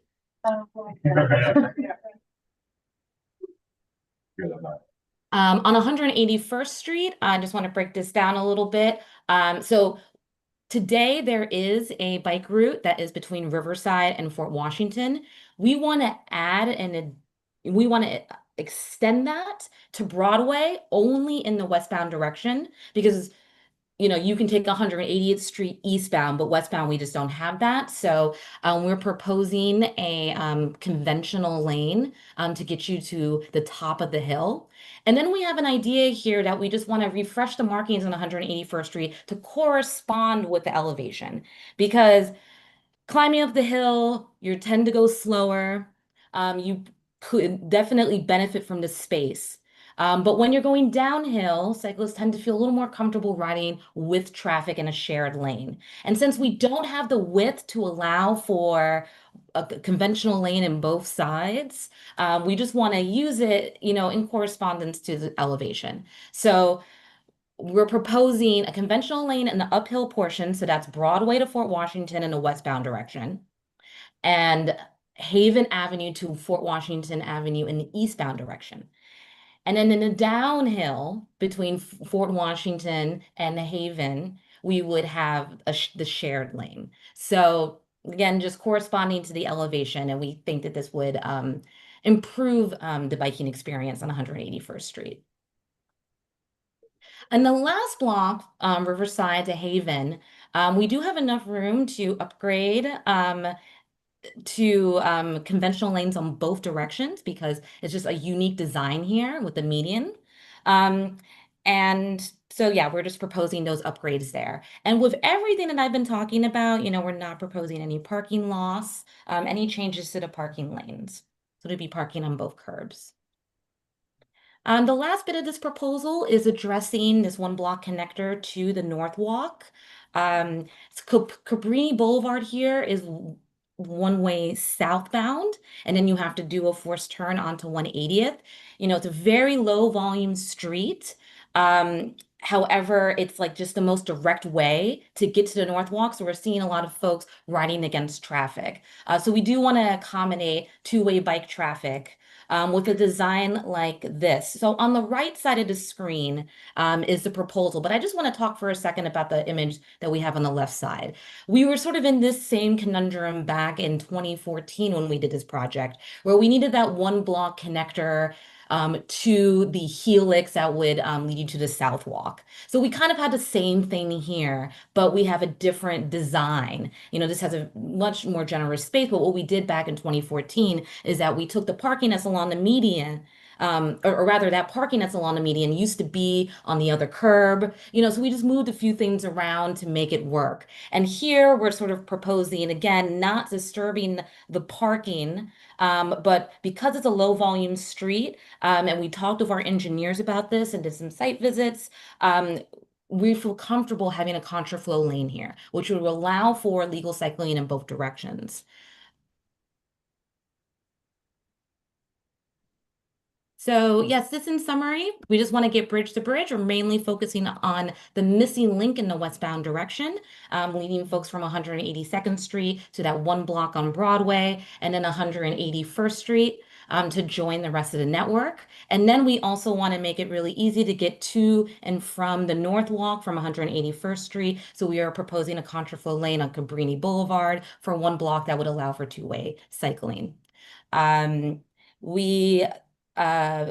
We tentatively think that we could do this project this summer or fall. It's pretty just, standard marking work. But again, happy to do that site-specific outreach when needed, especially at the school on 182nd Street. And the final design will come out of that process. All right, that concludes my presentation. Thank you, and looking forward to questions and comments. We're going to take a few comments, questions, because they have another bike lane proposal on Dyckman, and then we still have quite a lot of the agenda. So first within the committee, any questions? And then we have 3 online, and then we have 2 or 3. Jim? This may have been one of your slides, but as you go west from Broadway to Riverside Drive, which leads to the closed Greenway, you pointed out that going downhill, you're going to have a shared lane, and going uphill, there's going to be a separate lane. Now, as you go west, first you go uphill from from that Broadway to Fort Washington. And once you get to Fort Washington, then you start going downhill. So is the nature going to change as you crest that hill at Fort Washington? Exactly. Yep. I like to think of Fort Washington as the top of the mountain. So yeah, if you're going in the westbound direction, you'll have a conventional lane to get you up the mountain. And then when you're ready to go down and you're heading towards Riverside, then that will be a shared lane until the last block between Haven and Riverside. Very good. Thank you. Thank you. Committee, any questions? All right, we'll move along to our in-person. Yeah, I saw your hand first. Go ahead, Peter. With all due respect, it does not work in this neighborhood. So I don't want to speak for anyone here, but I feel like a lot of other people in this room feel the same way. If there's room, just move the parking over if we can preserve the parking. But I tell you, as a bike rider myself, I do not feel comfortable in this neighborhood or any neighborhood using a shared travel lane with cars on a bike. I am liable to get adored. I'm liable to get hit by someone speeding because there's not enough speed cameras. Even when there are, people still will speed. So that's my only feedback. I love the idea, but this implementation that you're showing us here is really not safe for riders at all in this neighborhood. Thank you, Peter. Fred? I just want to second what Peter said. First, on 182nd Street, that should be protected because your street diagram that you showed, you just move everything and be protected. The block on Broadway is a precinct block. It's already double parked. So there's no amount of paint that's going to put anyone on a bike on that lot. If you're actually serious, you're going to have to do something on that lot. And maybe you didn't visit it because it is right next to the precinct. They do double park. As to 181, which I live right next to, there was a bike fatality on that street this year, and I do believe that also, secondly what Peter said, if those aren't protected bike lanes, they're not. And yeah, because and some of those, like there's the diagram, but the picture you're showing us is not a picture of the street that we're going to be renovating. Because those of us that are here know that it's not going to work. Thank you, Fred. Thank you. Anyone else from in person? Yeah, I'm seconding what Peter said. I looked at this diagram and all I saw difference was paint. And it's like, it's a joke. Yes. I'm 30 and 40. worse than I thought it was going to be. It's paint. Paint is not gonna protect anyone. And, Jim, the character of the bike lane changes from one block to another. But when you're going uphill, Yeah. it's a one-way bike lane, and when you're going downhill, it's a two-way bike lane. I find everybody, even more than everybody, like changing the character. Is that correct? Is that what we're doing? So, I'm sorry, I'm that word now, it's like I second whatever you said already.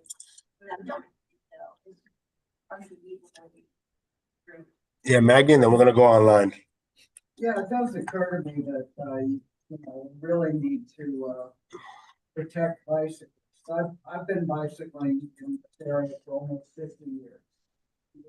Hundreds of bike rides for 2 clubs. If all you need to do is move parked cars, why not do it? Yeah. Lauren, you taking all this feedback? Yeah, Leo, I think that I'm hearing everything. I think most of the comments that are coming towards us are about the lack of protection. And the trade-offs of upgrading these bike lanes to protected lanes would require parking loss. I just want to be upfront about that.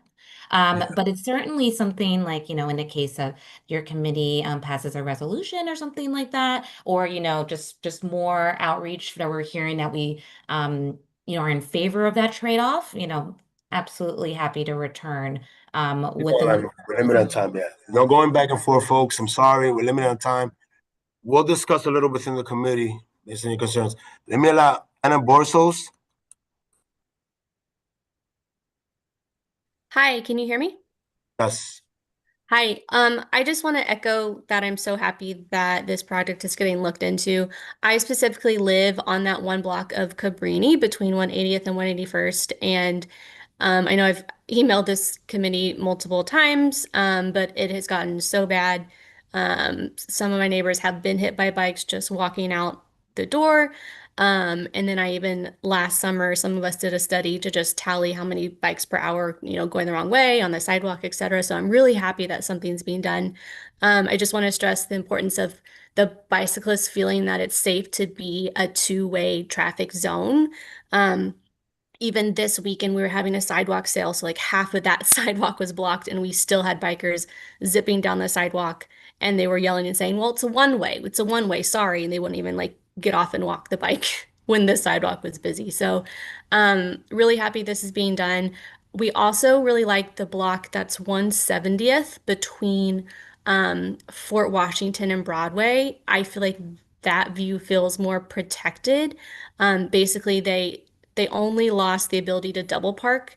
They had the protected bike lane, like the picture on the left right here, and then cars, and then road, and then cars. So we also like that model. I don't know if that's been looked into or not, but happy this is getting looked into, and just wanting to stress how important it is that they feel like it's shared in both directions, or else they're just going to keep using our sidewalks. So thank you, Lauren, and thank you, committee. Appreciate Thank you. Ed, go ahead, Ted. You have 2 minutes. Thank you.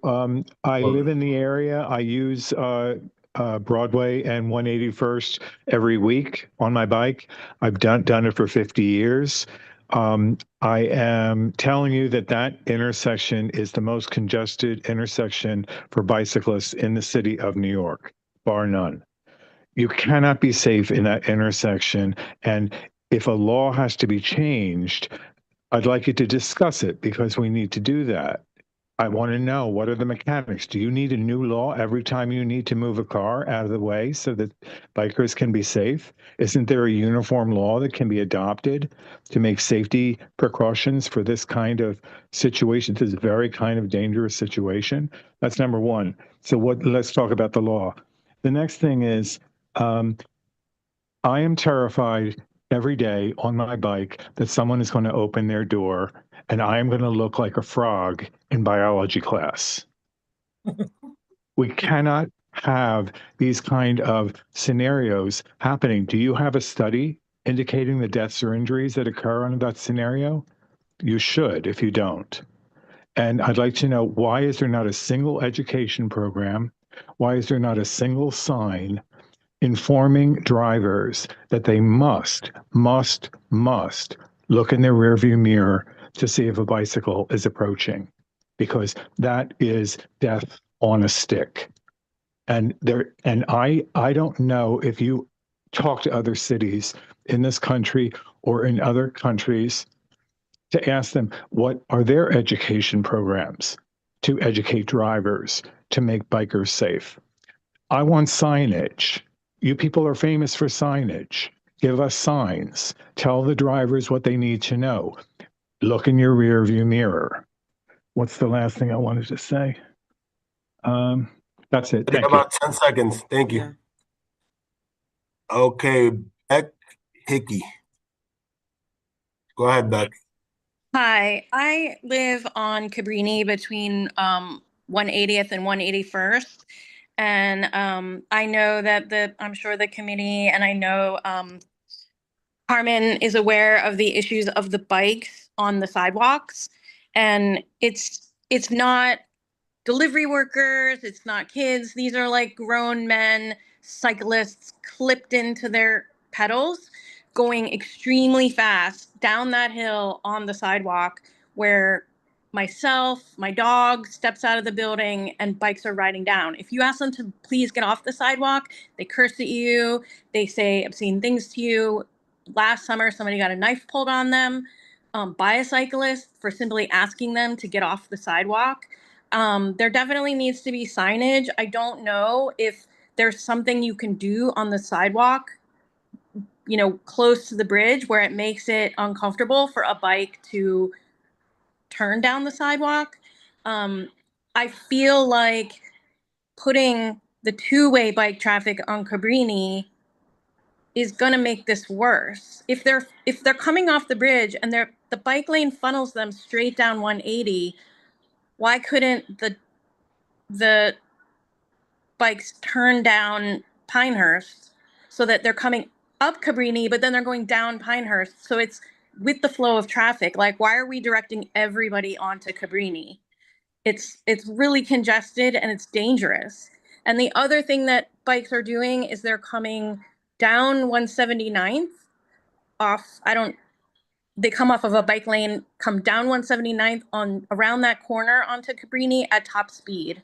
So that's dangerous for anybody crossing Cabrini close to 179th, and also cars. Like, you know, people are parked, I'm getting out of a car, and a bike comes whipping around the corner. So I think that there just needs to be a lot of signage in that area directing bicyclists how to behave, because it's out of hand.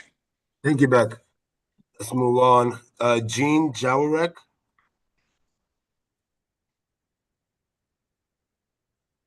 Yes, I concur with the previous individual. I feel that, Cabrini, unfortunately, you say it's not heavily traversed, but it seems to me that everybody who drives on it drives fast on it. The idea of having like a shared lane there doesn't seem like it's going to really work that well. I don't know, just putting paint on the ground doesn't necessarily make for protection in any case. I think someone else basically was pointing towards that.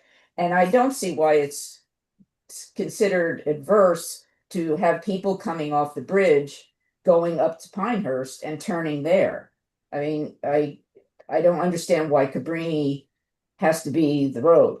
I can also attest that within the last 2 weeks, I've almost had 3 hits just crossing Cabrini when I had the light, because bikers were coming the wrong direction and they were so busy looking at the traffic on 181, they weren't looking for pedestrians.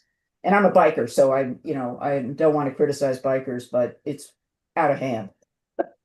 Thank you, That's Jean. it. All right, we're not going to take any more comments from anybody else. We need to move along. We need to discuss if we want to pass a reso, if we want to suggest the DOT goes back to the drawing board, does more outreach, which I think is where I'm leaning to. So what do you guys think? The committee and board members as well. I agree with you. I think I think require- I don't know the proper channels for we should discuss and come back.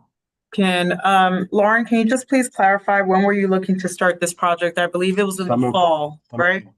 Yeah, we want to do this as soon as we can. We want to install this year. Yeah, we're looking to late summer, fall. Our marking season typically ends around November, so we would definitely try to get it in before the end of the year. Um, yeah. Okay, Bruce. So what's the possibility of putting up barriers as opposed to just paint? That seems to be the issue. Can you guys adapt the plan to accommodate all these questions today? But to note that if they do that, Again, they have to remove again, a load of parts. again, I mean, yeah, I mean, if you want protected bike lanes, that comes at the expense of parking. So there's a trade-off. Yeah. So we can take a closer look, but I mean, like I said, we can't do both here. Okay, Jim? Begin with, protection in bike lanes is parked cars, so therefore it should not come at the expense of parking. All you're doing is moving the parking lane from the curb to the other side of the protected bike lane. Is that okay? So I'm not done yet. What I suggest we do, because the current situation is a mess, allow them to temporarily for 1 year do what they want to do, but demand or request or whatever that they investigate making all of these new bike lanes protected. And again, I don't for a minute believe that it will come at the expense of parking, because again, the protection comes from parked cars. We're not putting in barriers, we're just moving the cars. So respectfully, I absolutely hear what you're saying, right? We want protected bike lanes and our barriers in between. I absolutely get that, but it will come at the expense of parking. It will be a trade-off. We do have to have a buffer that is along the bike lane. So it's about 5 feet standard bike lane. If it were to be protected, there needs to be a 3-foot buffer at least between the car and the bike lane to account for the door zone. And that is our standard. You'll see that in other parts of the city. But unfortunately, for a 30-foot street, we're not going to be able just to flip the parking lane and the bike lane. It just wouldn't meet our engineering standards. I'm really sorry about that. I forgot about the buffer, and I apologize about that. So the point, well, that's something I think this community is going to have to discuss, because there are people who park on the street, and in fact, the areas we're talking about have huge numbers of street parkers. So, if, for example, that would remove all the parking from one side of 181st Street, or all the parking from, one side of 182nd Street, I think that would cause an uproar. So. I have a question, Lauren, and Kyle, Lyle, you can answer as well. When we had this meeting on Friday, prior to this presentation, we voiced that we thought that the turnaround for the presentation was too short notice, especially with outreach. Did you guys do active outreach during the weekend? What was the process like? And are you guys willing to consider tabling this and maybe going back a month or two, doing outreach, getting the input from the community surrounding those locations? We have a lot of beautiful opinions here, but I really need to take consideration to the people who live directly there. That's the people who will be affected, whether it's parking loss or the bikers in that area. So did you guys do outreach during the weekend? We did, yeah. So 180. What was the feedback? Cabrini. It was mostly just like trying to make sure that people knew that this presentation was happening. And giving a quick explainer of the proposal. There wasn't any comments. We focus a lot on the business community as well, on 181st Street. Tried to, slip things into apartment buildings. But yeah, we certainly flyered for this based off of our conversation on Friday. And yeah, absolutely happy to take, I'm sure that, the community board will be providing us, feedback in the, form of a resolution or however else you want to get us more feedback. But yeah, I think that this really comes down to this can be a first step. We really just want to make sure that we have these connections between the bridges. And if we do a lighter touch this round, we can get this in this year. If we're looking for something that's a much more extensive, which will probably require a much greater community conversation, especially around parking, that just, it will take longer. Jim, and then we'll go back. And I totally understand, the ideal is protected bikeway, but of course they might come at the cost of hundreds of parking spaces. But there is something very significant to be said about two-way bike lanes, because then the bikers have no excuse to be on the sidewalk. Right now, they're on the sidewalk because they're not allowed to go against traffic in the street. Once they have a two-way bike lane, whether they do what they're supposed to do is another story, but they will have no excuse to be on the sidewalk because they will be able to go both ways in the bike lane. So I'm gonna bring it back. As a committee and board members, do we want to support a resolution so that they can do the markings on the ground, the painting for the bike lanes? Or should we table it, have DOT come back to us after they've done extensive outreach, get feedback from the community, especially in that area, and then we'll discuss again in September, maybe pass into September, so that hopefully they can do it by November? Is that so what do you guys think? Or we can take a vote? I agree with Jim that we should probably get started. I think it's most important to just have something. There's existing bike lanes in the area. It's more right. On some streets there aren't, which is and then right. right on the sidewalk. Okay. Right. And that drives me crazy also, because they're coming right at me, little old me on the sidewalk, little old everybody else. Less bike lanes in this community board than any other community board in Manhattan. That is very true. Yeah. That's 2 years actually. Yeah. Now That we're is trying to get 100% true. Yeah, that's 100% true. I want to hear what they have. Yeah. Would you be happy with a temporary while we study it more? Anything is better, but like Right. the DOT themselves said that it's only like a 30% reduction in, I believe, correct me if I'm wrong, in accidents or whatever, and people still ride on the sidewalk. There are bike lanes that are just painted, like I mentioned multiple times at this community board on Seaman, and it's people either just be right in the middle of the street because it's safer there, because of the double parked cars, or because of, whatever it may be. It's just not safe. Like I feel constantly like I'm going to get doored by a car when I'm driving in one of those painted jokes of a bike lane, wherever it is in the city. We're gonna bring it back to the committee because we have to. They have one more proposal. Take a vote. Yeah, let's take a vote. So, all in favor of passing a resolution in support of this bike lane on West 182nd and 181st from the bridge all the way to Cabrini? Both is better than none. Same. Can we? So, all in favor? I'm in favor. Mhm. We'll ask the public. Let me get. So we got Jim, Carmen, Mary. Favor. With the caveat that we're gonna study the. Yeah, that's the problem. That's the. I'm It gonna takes be very forever. honest. I highly doubt it will ever happen. So we get it while we can. So it's either you Is that found? take their proposal, which I don't think is a bad proposal. Again, we advocate for bike lanes, and I agree. It doesn't necessarily solve an issue, but it gives you that buffer.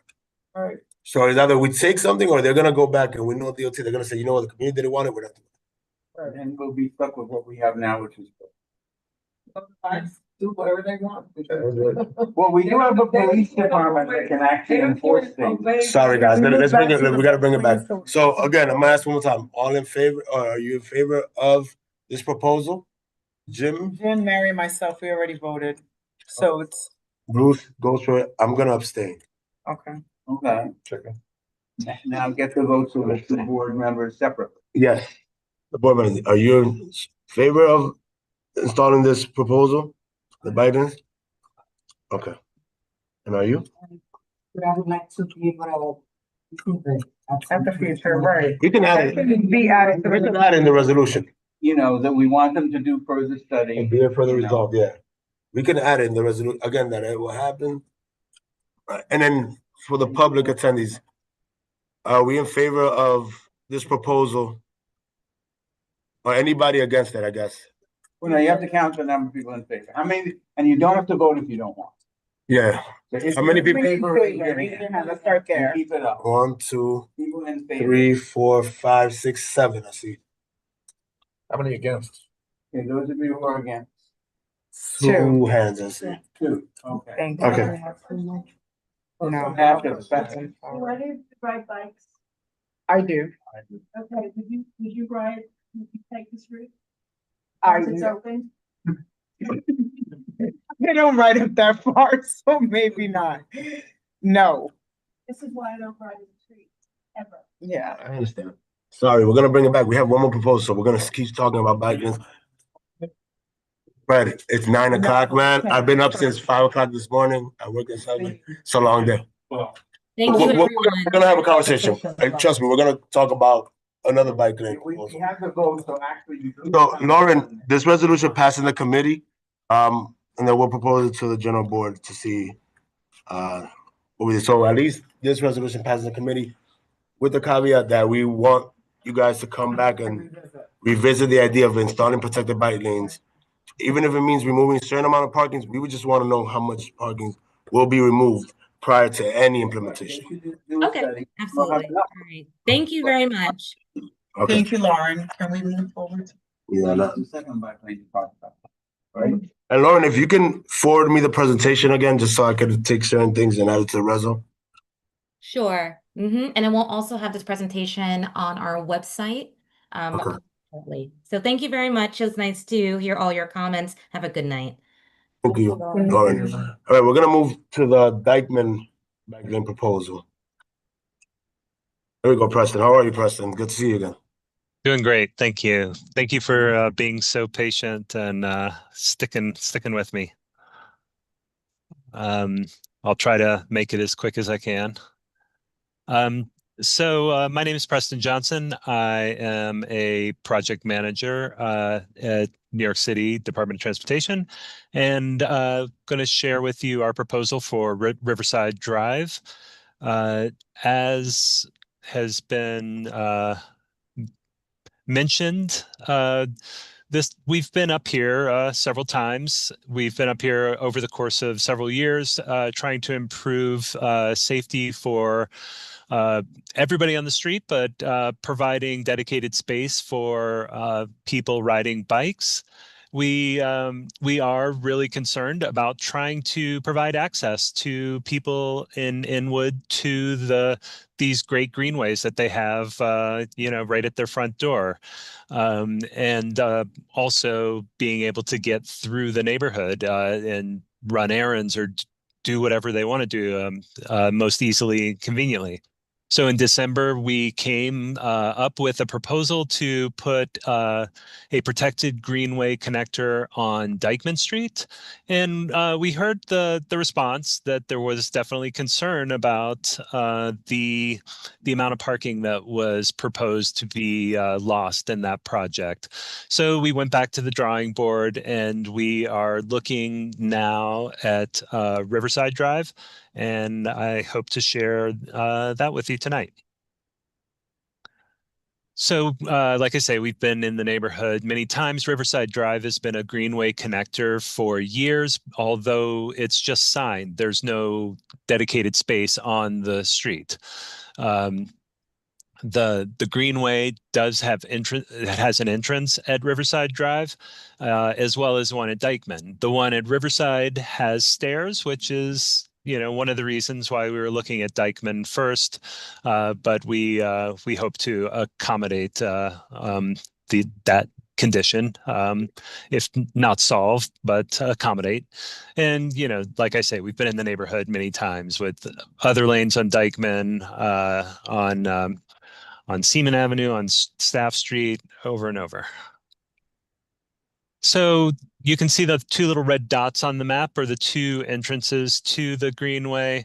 And so the first proposal was to go down Dykeman. We're here back on Riverside. But one issue that also brings us to Riverside is just the issue of safety. Maybe it surprises people to see, when you see a nice little photograph like this, that that Riverside Drive is actually in the top 10% of dangerous corridors. A lot of that is due to Broadway, of course, but it's also, there are a lot of crashes at Henshaw with people turning left there.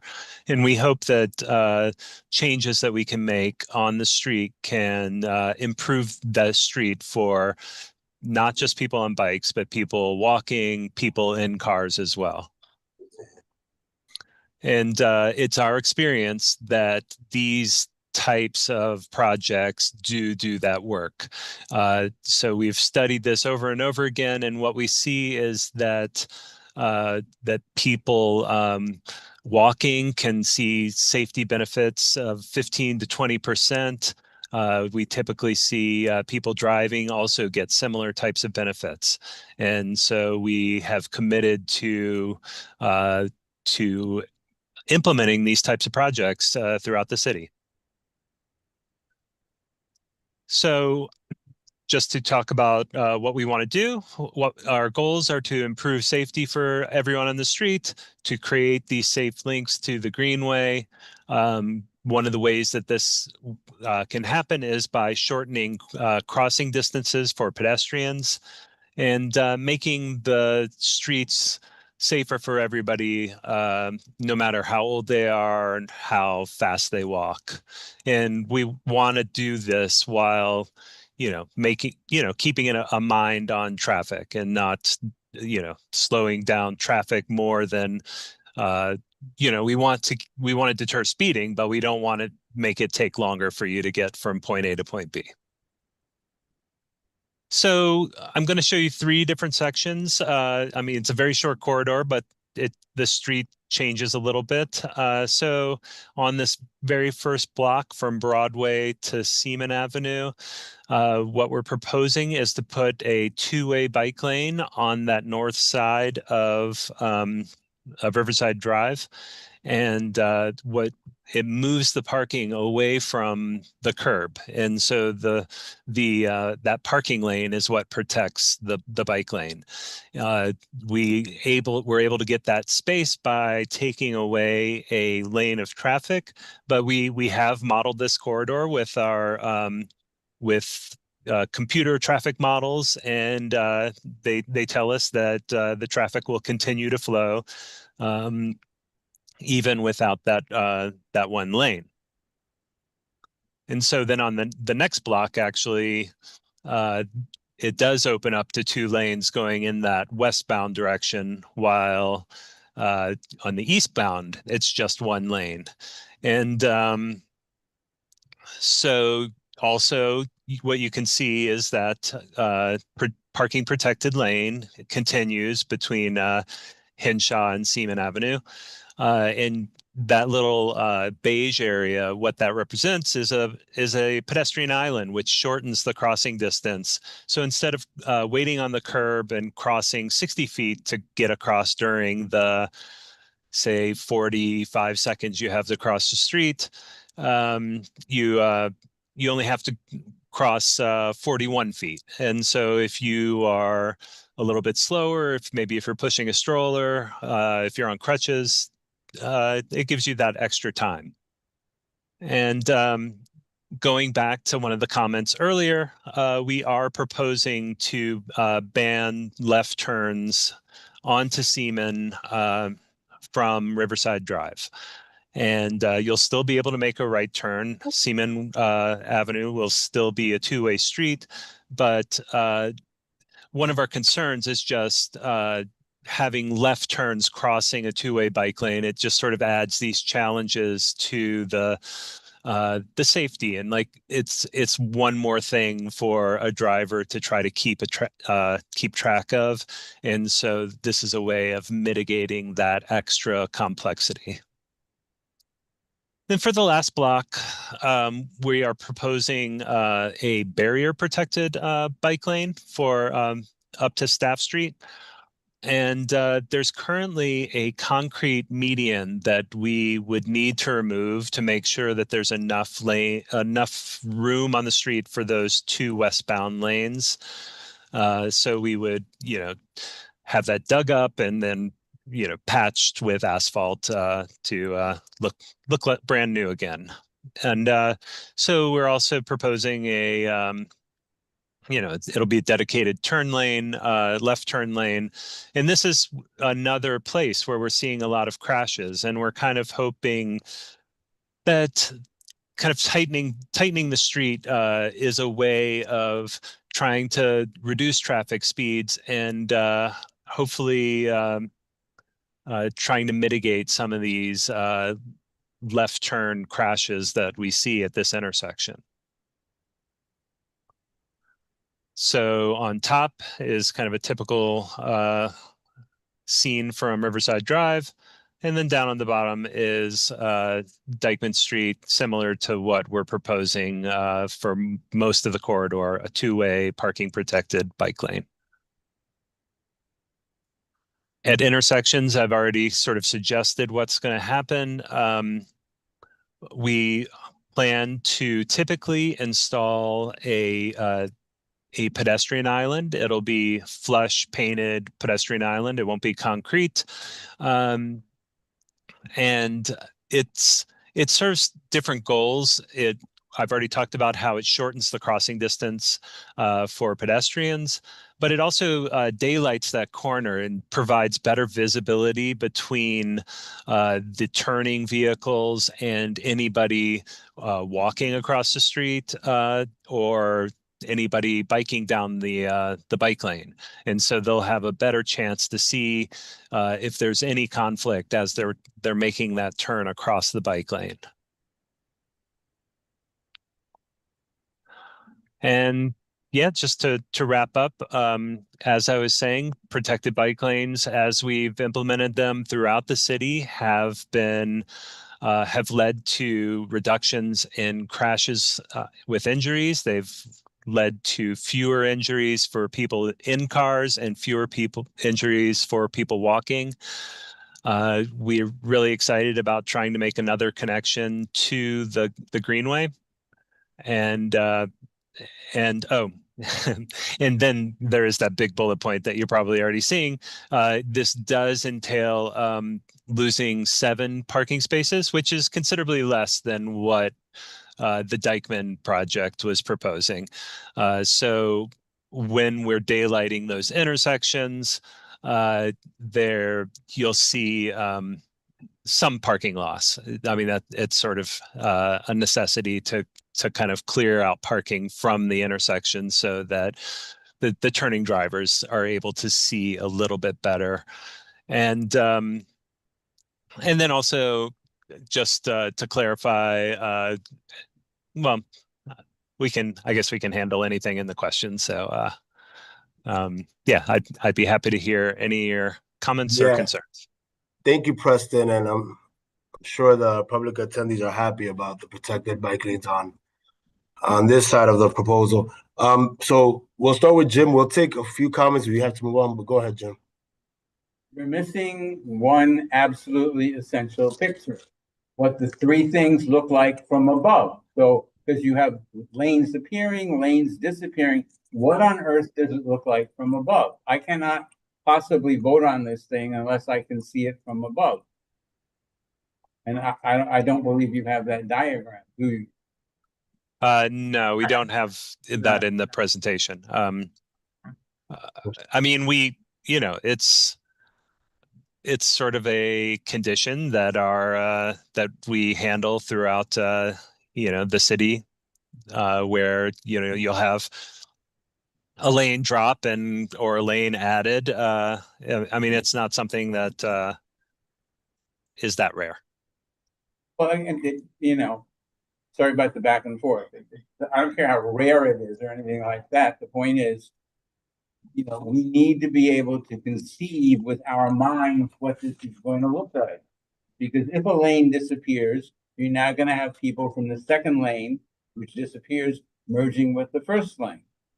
So again, in my view anyway, without this essential diagram, it just boggles my mind that you would not have such a diagram. I mean, it's like a road map. Every map in the world looks like. The one thing you didn't give us is a map of what you're doing. Right. Well, Well, like say this, where this turn lane is, you have 2 lanes approaching Henshaw, but then you have one of those lanes being forced to turn left. And so that leaves you with just 1 lane beyond Henshaw going eastbound. So that, I mean, that's how we deal with those kind of conditions. Well, again, you're missing my point, you know. Go ahead. Can we just only We'll take questions and not, unless it's like Two a questions. concern? Yeah. So I have a question. The pedestrian island, will it be raised or it's just painted on the roadway? You said painted? Yeah. Yeah. So just like this, it's a painted flush island, not made out of concrete, not raised. If we vote on in the resolution, would you guys include it in the plan? I don't think a painted to raise it. You have cars coming at full speed and someone just standing there, they might get hit. So is there any way we can? I got you. We can add a raised pedestrian island. It's it kind of doesn't. The geometry doesn't really work the same way. We are throughout the city. We are trying to like look at whether we're able to upgrade the flush islands to concrete islands, and it's harder than it appears. Like it actually does often require like a totally different type of design. I mean, I think what I can try to give you confidence about is that it is in line with that parking lane.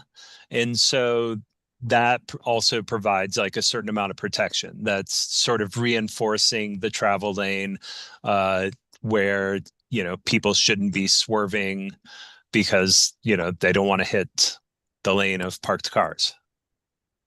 All right, Andre, I know you had a question. Yeah, so Preston, I've just quick. So I grew up in this area and grew up in this neighborhood, and I know that Dyckman Street, that exit getting off the highway, is a major artery getting into North Manhattan and into the Bronx. So with the removal of a travel lane, and it's already a pretty bad bottleneck going into Broadway, I mean, do you guys anticipate that being something that will, add to the problem? I mean, this is protecting pedestrians and bicyclists, but it's also probably adding more problems to the drivers, if that makes sense. Right. Yeah, we like I say, we did model this, but we can also put up some, some cameras and kind of like make sure that the street is working the way that we want it to before we implement the project, and then after we implement it. All right. Do we have any comments? Yes, Maggie. We'll take Maggie and Fred, and then we'll move on. And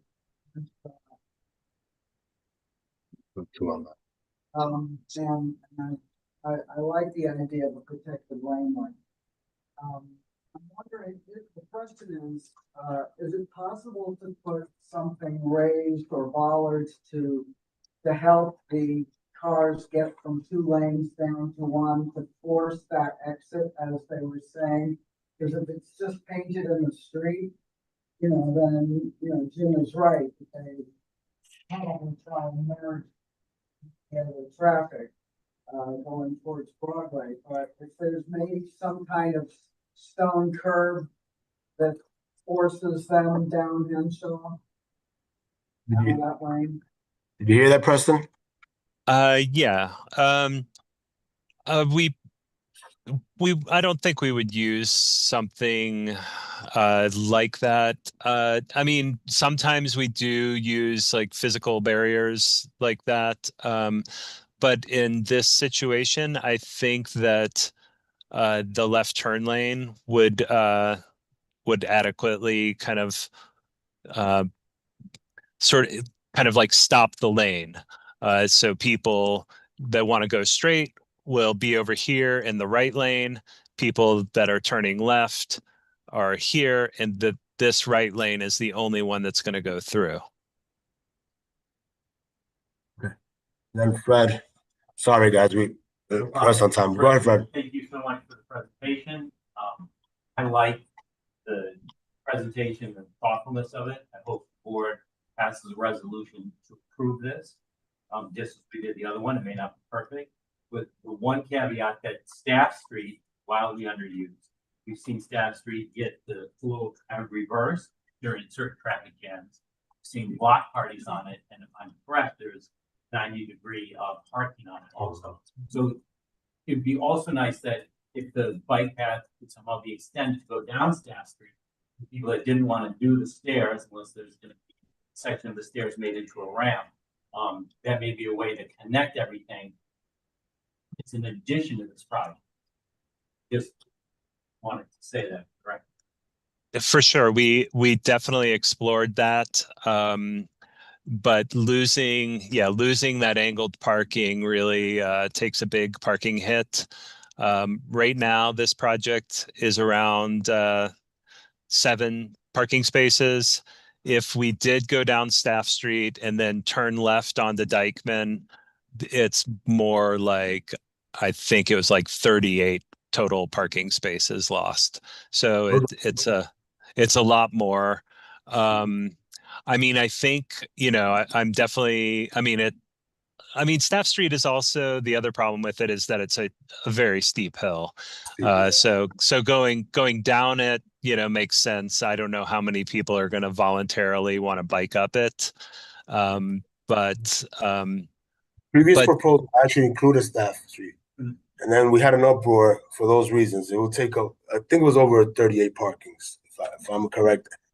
And on top of that, people were concerned about the safety. If you're going down, speeding, coming onto Dykeman, and you have cars coming through, you can potentially create some type of a hazard. But I don't want to, speak out of turn for the Parks Department, but I do sort of wonder if there might be like an opportunity for an off-street option there, but that's sort of beyond our scope.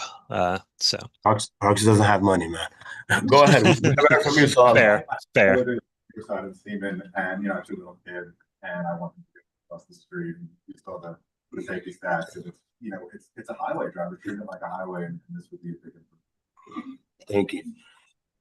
Ed, I'm giving you a minute, and then Marsha, 1 more minute, and we'll have to move on.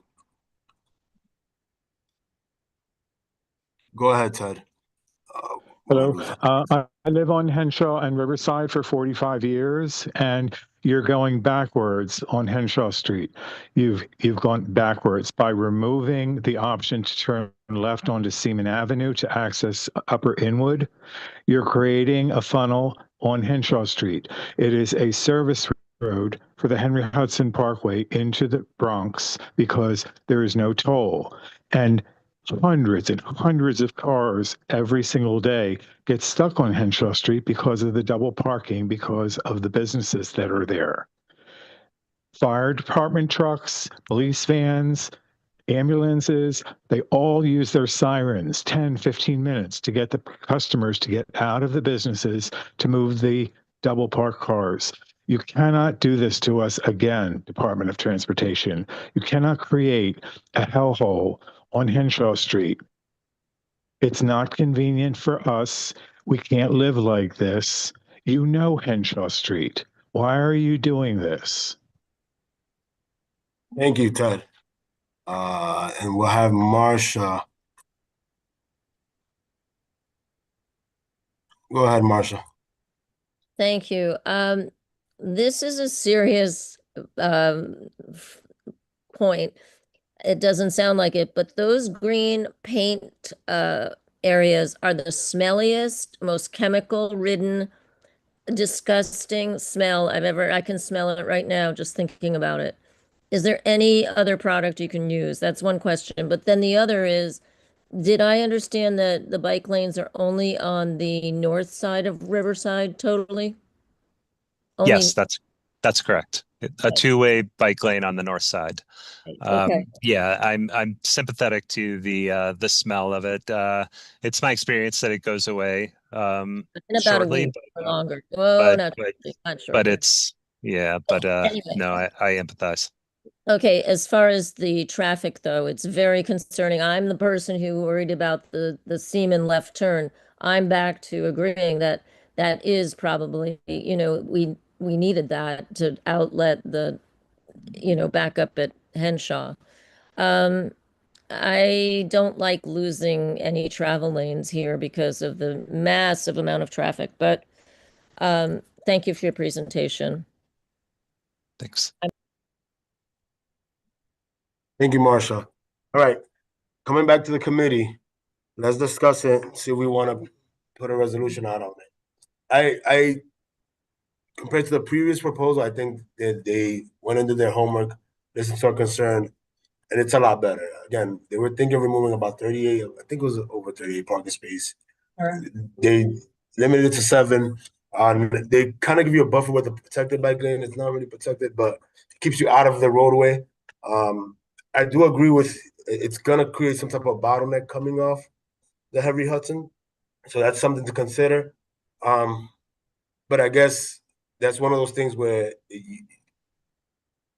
you trade time stuck in traffic versus someone's life. So that's where I would go with it. Any comments? If not, we can go to a vote. Motion to vote. Motion to vote. Okay. So everyone in favor, anybody against it? We'll do anybody against it. I think everybody. Abstain because I don't understand. Them abstains. All in favor? Or well, not all of us, but Mary, you in favor? Yeah. Bruce, I'm in favor. Carmen, you in favor? Estelle, you in favor? And Andres abstaining. Cool. And then from our public attendees, are you guys in favor? Anybody in opposition? You're opposing? No, Oh, in favor? Opposing? You have to count the ones. Yeah, please. Yeah, I'll count. We're in favor. Well, we have one opposing. I was in favor, that's no. Yeah. Okay, the rest of that. Everyone, who's in favor? Someone count, please. 3, 5, 6, 7, 8, 9, 10, 11. And then we have 1 in opposition. All right, so this resolution passes. All right, Preston, thank you. Again, Thanks good a job to DOT with this proposal. We spoke about it on Friday, but I think this has been positive for our community. And we're addressing an issue. So thank you again. You'll be receiving a resolution from us after it passes the general board meeting. Thank you.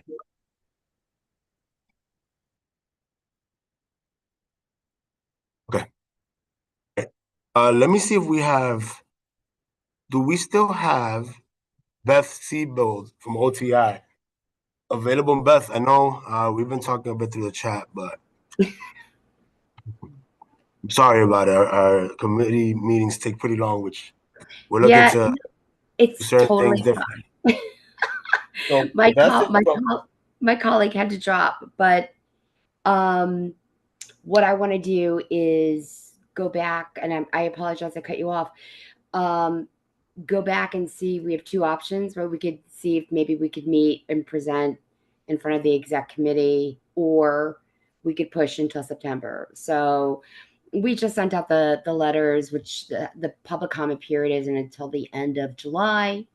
But, if we needed to push this until September, I don't think it's going to be an issue. I know that you wrote the install will happen sometime later on in the fall. So if you can just give us some background and context so that our committee could discuss, and even if we end up addressing it at the exec, at least we have some notion of what's going on. Beth. Hey, Beth, this is Margot Nia. I'm still here. I was about to drop. Oh, okay. Got it.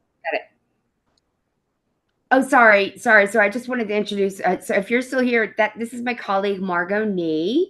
And Margot is with our franchise partner, City Bridge, or if you're familiar with the Link NYC 1.0 kiosks that are around the city. They're a franchise partner of the City of New York. And we are going to do a quick presentation, and then if you have questions, just let us know. And if it's okay for me to share the screen, I will pop up the presentation right now. Is that okay, Margo? Yes, and thank you folks for having us. I'm going to do a I think Quick. given the time, and I know how tired all of you are, it sounds like someone else besides me was also up at 5 a.m. So my condolences.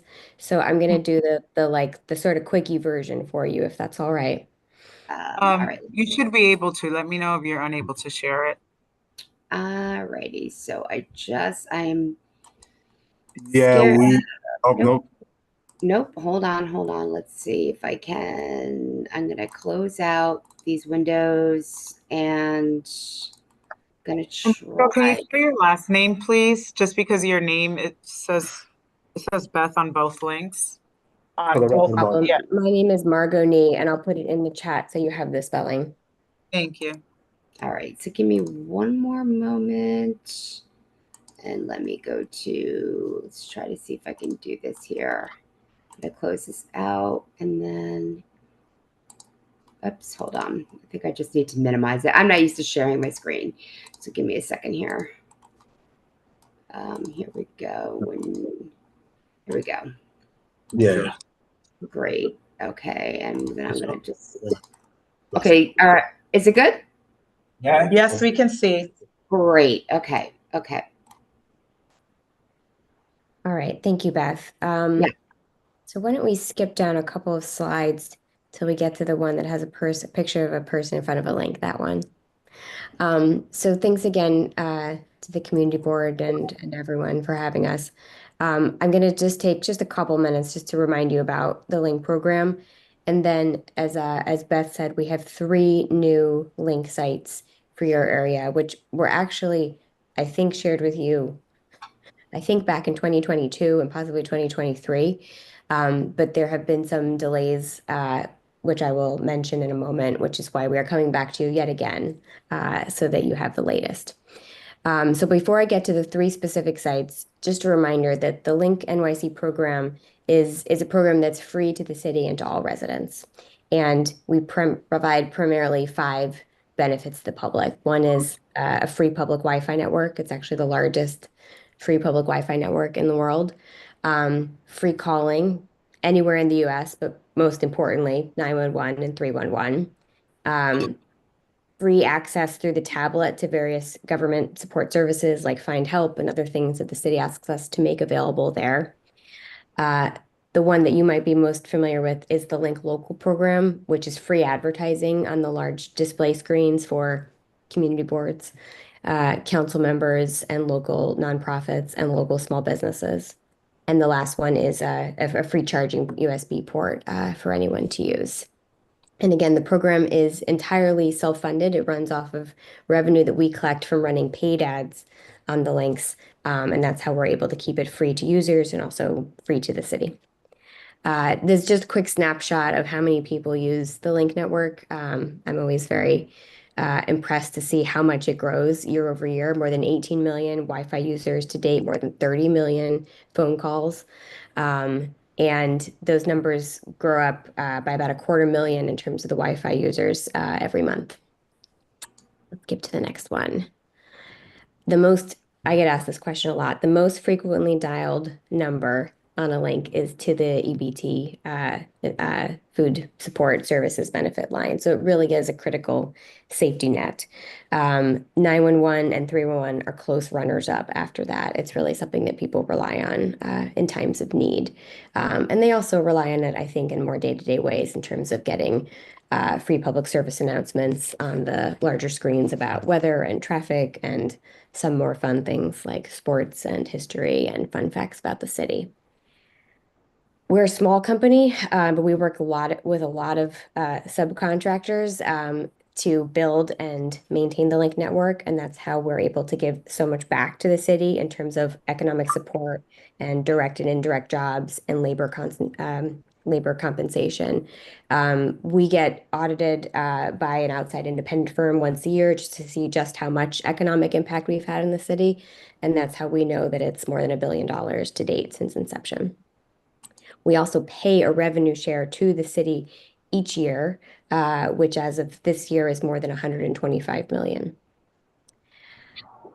You probably know what's on the large screens. There are paid ads, sure, but there are also a lot of PSAs, like I mentioned, and advertisements for small local businesses, and importantly, notices for community events, including community board meetings, among other things. And we do some fun things too, like featuring local artists and local fun facts, that sort of thing. Thanks, Beth. So the new links that are going to go into your neighborhood are the newest Link 5G, which is pictured here in sort of a design profile shot. The new Link 5G was designed by the same industrial manufacturers who designed the original Link. So it is designed to be consistent with the look and feel, but better. It is much taller than the original Link. This is more of a smart pole versus the original Link is a kiosk. The reason it is a smart pole is because the new Link 5Gs, in addition to all of the services I just mentioned, are also configured to support 5G. And the idea is that in addition to providing all of the free benefits I listed, we also want to help improve cellular service in New York City, which is becoming increasingly taxed just by the increasing number of phones and the way we all use our phones consistently. So if you look at this picture, the upper portion of that smart pole, those that's called a shroud, where you see those 5 rings are actually compartments, and that allows up to 5 different carriers, the Verizon, Spectrum, T-Mobile's, et cetera, to install their equipment, and that allows them to improve 5G and other cellular service bands in your neighborhood. Thanks, Beth. We could probably skip this one. This is just to zoom in so you can see the consistency of the look and feel in terms of the new design and the old design. A lot of people ask why Link 5G is needed, and some people have heard anecdotally about other things the city's doing to improve cellular service, like installing equipment in building facades or on top of light poles. And it's true that the city and the carriers are doing all of those things. But it's just not enough because of the ubiquity of cell phones and the fact that we're all, streaming on them basically 24/7. So Link 5G is really purpose-built, meaning it is built specifically for this purpose. And it's also very streamlined because it can host up to 5 carriers. So instead of having Verizon, T-Mobile, AT&T all like individually install their equipment and potentially take up more space on the sidewalk, this allows them to all be put into one smart pole. It's one thing that goes into the street instead of 5. And then the last benefit of it is, again, it provides all of the public services that I mentioned that something like a street lamp just isn't designed to provide. Thanks, Beth. Next slide. A lot of stats on this page, but I think the main takeaway is that more than 3 million New Yorkers still either don't have a high-speed home or mobile broadband connection. So people really do rely on public networks. That's especially true for people who don't have an unlimited data plan on their cell phone, which is, a luxury, an expensive one. And so a lot of people who don't have an unlimited plans are connecting to public networks like Link to kind of give them the extra coverage they need when they're outside of their home. Next slide, please.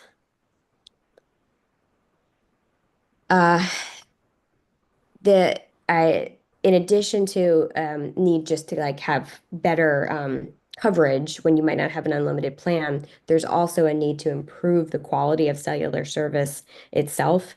I think I mentioned that cellular service in New York City is declining in terms of quality because of the way we all use cell phones, and that's why there's sort of a critical need really to deploy more infrastructure like Link 5G so that people can have fewer dropped calls, so that people can have clearer conversations. We all take that for granted, but if we keep using our cell phones and other smart devices, watches and such in the way that we will, service overall is projected to decline even further.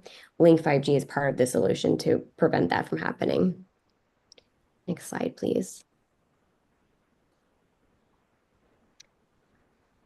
I think we can skip this one for now, but thank you, just in the interest of time. So there are tons and tons of rules that go into selecting sites, and I'll go through a few of them in the next few slides, but I think the really key ones are we don't put the advertising screens in residential neighborhoods. That's to be conscientious of the amount of light that comes out of an advertising screen. We never install more than one Link 5G on a city block, including both sides of the street. They have to be at least 200 feet apart. And we go through quite an extensive list. And Beth, if you don't mind skipping, I think 2 slides down, I'll have a snapshot of, well, we can pause on this. Yeah, no, that's the one. We go through quite a heavy, with OTI's help, quite a heavy regulatory approval process. We need OTI to inspect and approve the site, but we also have a federal process that we go through, which is what's listed here as the FCC or SHPO review.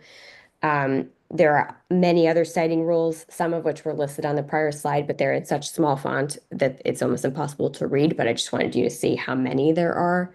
And then we also work individually with the other applicable agencies, whether it's DOT or Parks or the Landmarks Commission, as well as getting feedback from community boards like you and other elected officials. We take all of that into account, and we end up with a pretty small number of places where we can actually go. But it works, and 3 of them are in your neighborhood. So maybe it makes sense for us to skip to these 3 sites. The first is at Overlook Terrace. The yellow push pin, hopefully you can see that, is where the Link 5G is slated to go. And I should say that all 3 of these sites already have partial foundations already installed, because the work started a couple of years ago, and then there were some regulatory complications that caused us to pause work. Now we're coming back to finish it and actually put the Link 5G in the ground. So the first one is the 100 Overlook Terrace, which is at where the, where is it 190th and Overlook Terrace kind of meet. This is a residential area. I believe it's zoned as R27. Let me see if I have anything else in my notes that would be helpful to tell you. It is one of the key things we look for is whether or not it is a big enough sidewalk, and whether there's still enough space to allow pedestrians to comfortably use it, which of course there is, but also to be sure we're not too close to any trees or other buildings or street signs or anything else. And if you skip to the next slide, Beth, we can see that more clearly. So this Link 5G will go behind that silver parked car, about right in line with where the side rearview mirror is, so that it's sufficiently far enough away from the tree and the canopy of the tree. That was something we took into consideration. I think there might be one more photo that helps you see where it'll be. Yeah, so it's to the left of that. If you're looking at the photo on the right, it's to the left of that parked car. If you're looking at the photo on the left, it's to the right. It's about a foot from the curb, so there's still quite a wide sidewalk space for people to pass by. Let's skip to the other 2 sites, and then I'll pause for questions. I think we can skip down to, yeah. Okay, so this is the second one at Fort Washington Avenue, getting up a little bit closer to the park. And if you skip to the next slide, Beth, I think you'll see the foundation. So this is one where we had installed not just the foundation, but also some of the initial base. And it's currently protected by that orange box that says Highland. Highland is one of the subcontractors, just to make sure nobody trips over it while we're doing the rest of the work. That base in the sidewalk to the right of the orange box is it's a handhold. I forget if it's actually for electrical or fiber, but that will be connected underground, and then that will be smoothed out, and you'll be left with just the smart pole coming out of the sidewalk foundation. Yeah, I think you can see that on the next slide also. Okay, let's skip down to the other Fort Washington one. Perfect. So for this site, we actually originally looked at something that was a little bit further north and closer to the traffic circle. But there were some concerns with putting it there, so we moved it down to where it currently is.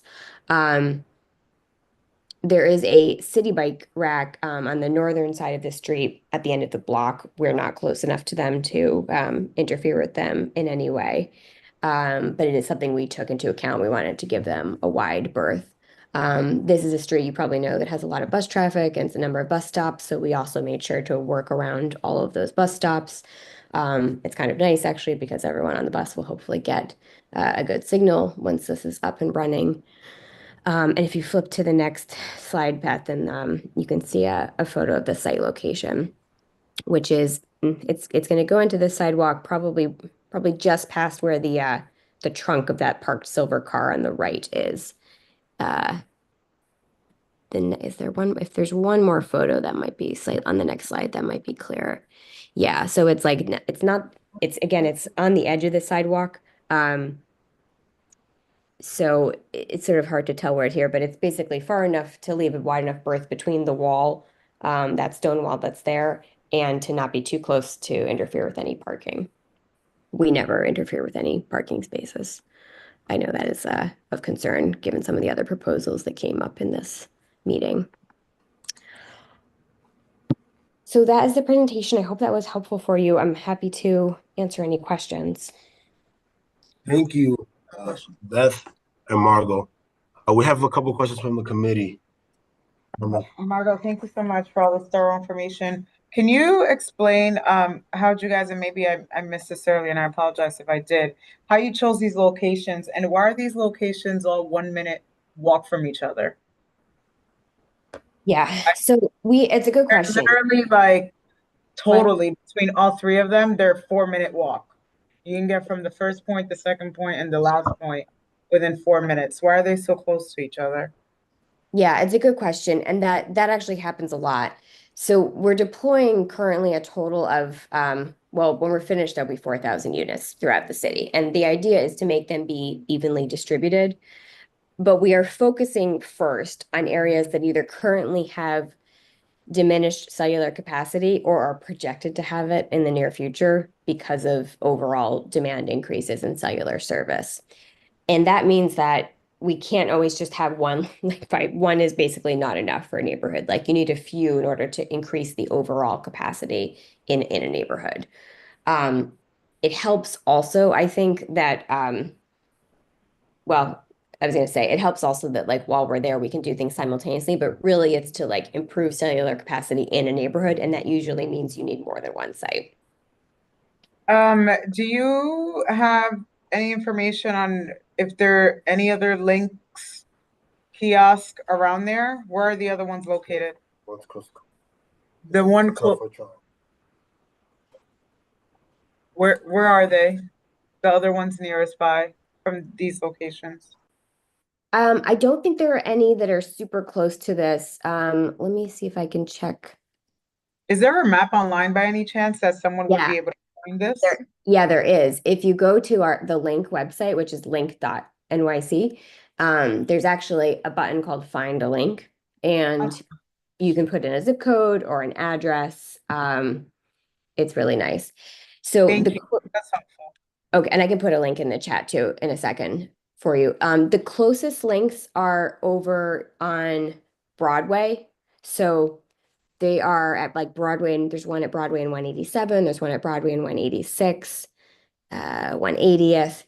You can see like originally they were pretty concentrated on like thoroughfares, like major avenues like Broadway, because we had to begin somewhere. But the idea now is to start to expand the network into some of the neighborhoods that haven't been particularly well serviced. And this is one of those neighborhoods.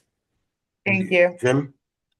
Okay, you answered one of my questions because just looking around, two of them are sort of in the middle of nowhere. The one on the hill and the one at, Cabrini Boulevard and 190th Street. But the criteria, as I understand it, is these places, because of their location, at some point are not going to have enough service and the people. Now, the one and then I'll have one other question. I will have a question also, but just still a comment. The one that you were going to put closer to the circle, I would you put it closer to the circle, because if you look at your picture, you'll see the circle. If it were at the circle, it would increase the amount of coverage in Fort Tryon Park. It would also increase the amount of coverage in the playground that's right near there. So I think you might want to consider putting it further north, because I think, certainly in that playground, there are lots and lots of people all the time who want to use their cell phones and stuff. And the same thing, and I think the 5G doesn't travel that far. So that's a suggestion I have. The third one. And the only other question I have is, how tall are these things? So on your first point, sir, I'll just say that we agree with you. We wanted it to be closer to the traffic circle also, partially for the reasons you mentioned. And I'm actually not sure why because there's so many people involved with this. I'm not actually sure why it didn't clear.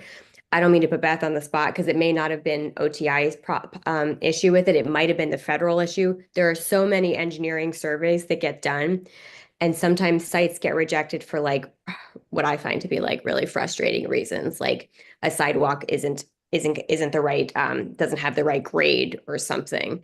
I'm not saying this was the case for the traffic circle because I actually don't know, but I know that there was some geographic logistical reason that we had to withdraw that site. And these are our second choices. But listen, we're always trying to grow the network. So I'm going to add your comments to our internal site planning and absolutely take it into account. And I thank you for that. You can also add it to comments and periods, so we can add it to our comments. Yes. And on your second question, sir, the smart poles are 32 feet, which is slightly taller than me. They are designed to be the same height as a street light, as a street lamp. And the idea was to have like the same, so that if you looked up, we wanted it to be consistent. We wanted everything to be in the same line. Bruce? What's the range on one pole with a 5G signal? You said it was not far. I don't think it's that far. Well, so the Wi-Fi network can be up 500, sometimes 1,000 feet. It depends a little bit on like if you're on the corner of a brick building and other like engineering things like that. The 5G signal really varies, and honestly, the carriers aren't very clear with us in terms of how far a signal will go. I think because it is so dependent on so many things, like what a building is made out of, like what the weather is that day. So the truth is I don't know. But what I do know is that the carriers will not, they have to pay to rent space in these to like install their equipment in a Link 5G. It's very expensive for them. They won't make the investment if there's not a real need or going to be imminently a real need. And Thank you, Mark. we'll be able to help with it. Thank you. And I guess I'll close out with a couple of questions. So when this came about 2-3 years ago, we had a bit of disagreements, I would say, with some community residents in that area who weren't too happy due to radiation and other factors. Was that addressed, or did you guys come to some type of a conclusion? Obviously, if you start installing foundation, I'm assuming something was handled. That was my first question. Number two, have you guys done outreach at one of the locations, the one closest to the circle? There's a school there, a charter school, right? They're gonna love it. Yeah, the kids would. Have you guys had conversations with the school? And then my third question is, I saw that in Link Local, it's a free service for local community boards, small businesses, etc., to provide advertisement. How do they go about it? So if we as a community board tell our district manager or chair, oh yeah, how do we get back to advertising on the big ones? I couldn't hear what the sidebar comment was, but did your colleague say that she's done it before? Is that what- Jim said that he's done it. Okay. Okay. Well, that's my favorite question, so I'll save that one for last. But I'll answer quickly. So on your first question, health and safety, this was a real concern for us too. And fortunately, there have been so many qualified institutions which have done studies on this health and safety aspects of 5G and radio coverage in general. We actually have a pretty fulsome briefing on this because we went to the trouble of gathering a lot of materials, whether it was from the FCC or the National Endowment for Cancer Research or telehealth studies on radiation. And we got very comfortable that this was safe. We also require all of the carriers, and OTI requires us to ensure that the carriers are only broadcasting spectrum that is up to the approved limits, which are set out by the federal government. And I'm very happy to send you that health and safety package or pamphlet if that would be helpful. Yeah. Can you please? Yes. We know that once this comes up at the general board or whenever we give an update, they're gonna come out of the woodworks and come at us for not addressing. So if you can send that, we'll have some to have some coverage. Yep, no problem. I just made the notes. Okay, and so your third question was Link Local. Your second question was it school, the charter school? near the circle where the old Mother Cabrini High School used to be. Got So it. that's- Sorry, what was that? He Yeah. just said the name of the school. Yeah. Okay. I don't know if I don't think we've been in touch with the school because I don't think that if we had ended up in that location, we would have been like, not an arm's distance, but like close enough within reach that we would have done more outreach. I think because we're so much further down the block that they're not, they were not in the ambit of outreach that we did. I would revisit. The pictures show that you guys were right in front of very close to their driveway. So I would for sure revisit. It's Okay. really okay. Where the sandwich boards were in the photo? Okay. Right, where the sandwich boards were. That's right. Okay. Let me just add one other thing, because it's significant to the school.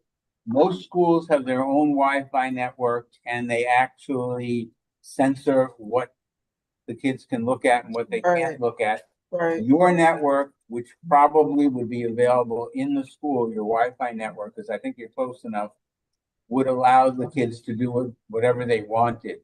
So I would definitely urge you to reach out to the school because and then again, we all know in this room, you don't want kids looking at everything on the internet. So I think that's a consideration and you should definitely reach out to the school. You're right in front of them. Yep, that makes sense. That makes sense. Thank you for pointing that out to me. So that I don't forget, I just put a link in the chat, so hopefully everyone can see it, to our Link Local portal. And that is how you can do advertising for community boards. If you ever have any issues, you can also reach out to me individually, but hopefully it will be as smooth as it is supposed to be. I'm going to put my email in the chat as well. Okay, awesome. Note that there are some paid options. If you wanted to, it would depend, if you wanted to like broadcast all over the entire city, that gets a little more expensive for us. But for community boards who want to advertise within their district, there is no charge. So don't be dismayed by that. Perfect. We'll make sure to let our people know. And yeah, and like please tell your small businesses too. Sometimes they don't know, but I really love it. I see like independently owned businesses on them. Yeah, we'll share notes with the Business Development Committee. They actually have a meeting tomorrow, right, Bruce? Yeah. The Chamber of Commerce, which I'm on the board, we use that. It's really great. Okay, so. And the bid should know about it. And the bid should know. I'll tell them. We'll tell Isidro. All right, Margot and Beth, I think we're good. We'll provide comments. I think it's already their foundation, so I doubt there'll be any issues, but we'll provide comments and kind of have more of a discussion at the executive committee. But thank you guys for sticking around. I know it's been a late night. Thanks, guys. No problem. Thank you for having us. Thank Bye. you. Have a good one. You don't need a resume. No, we just need to provide comments. There by the end of July. I'm very happy. Yeah. All right, let's move on. We have two more agenda item points. We have Sage to discuss the Underground Railroad Consortium, proposed Underground Railroad Byway. So Sage, are you still with us? Hopefully you are.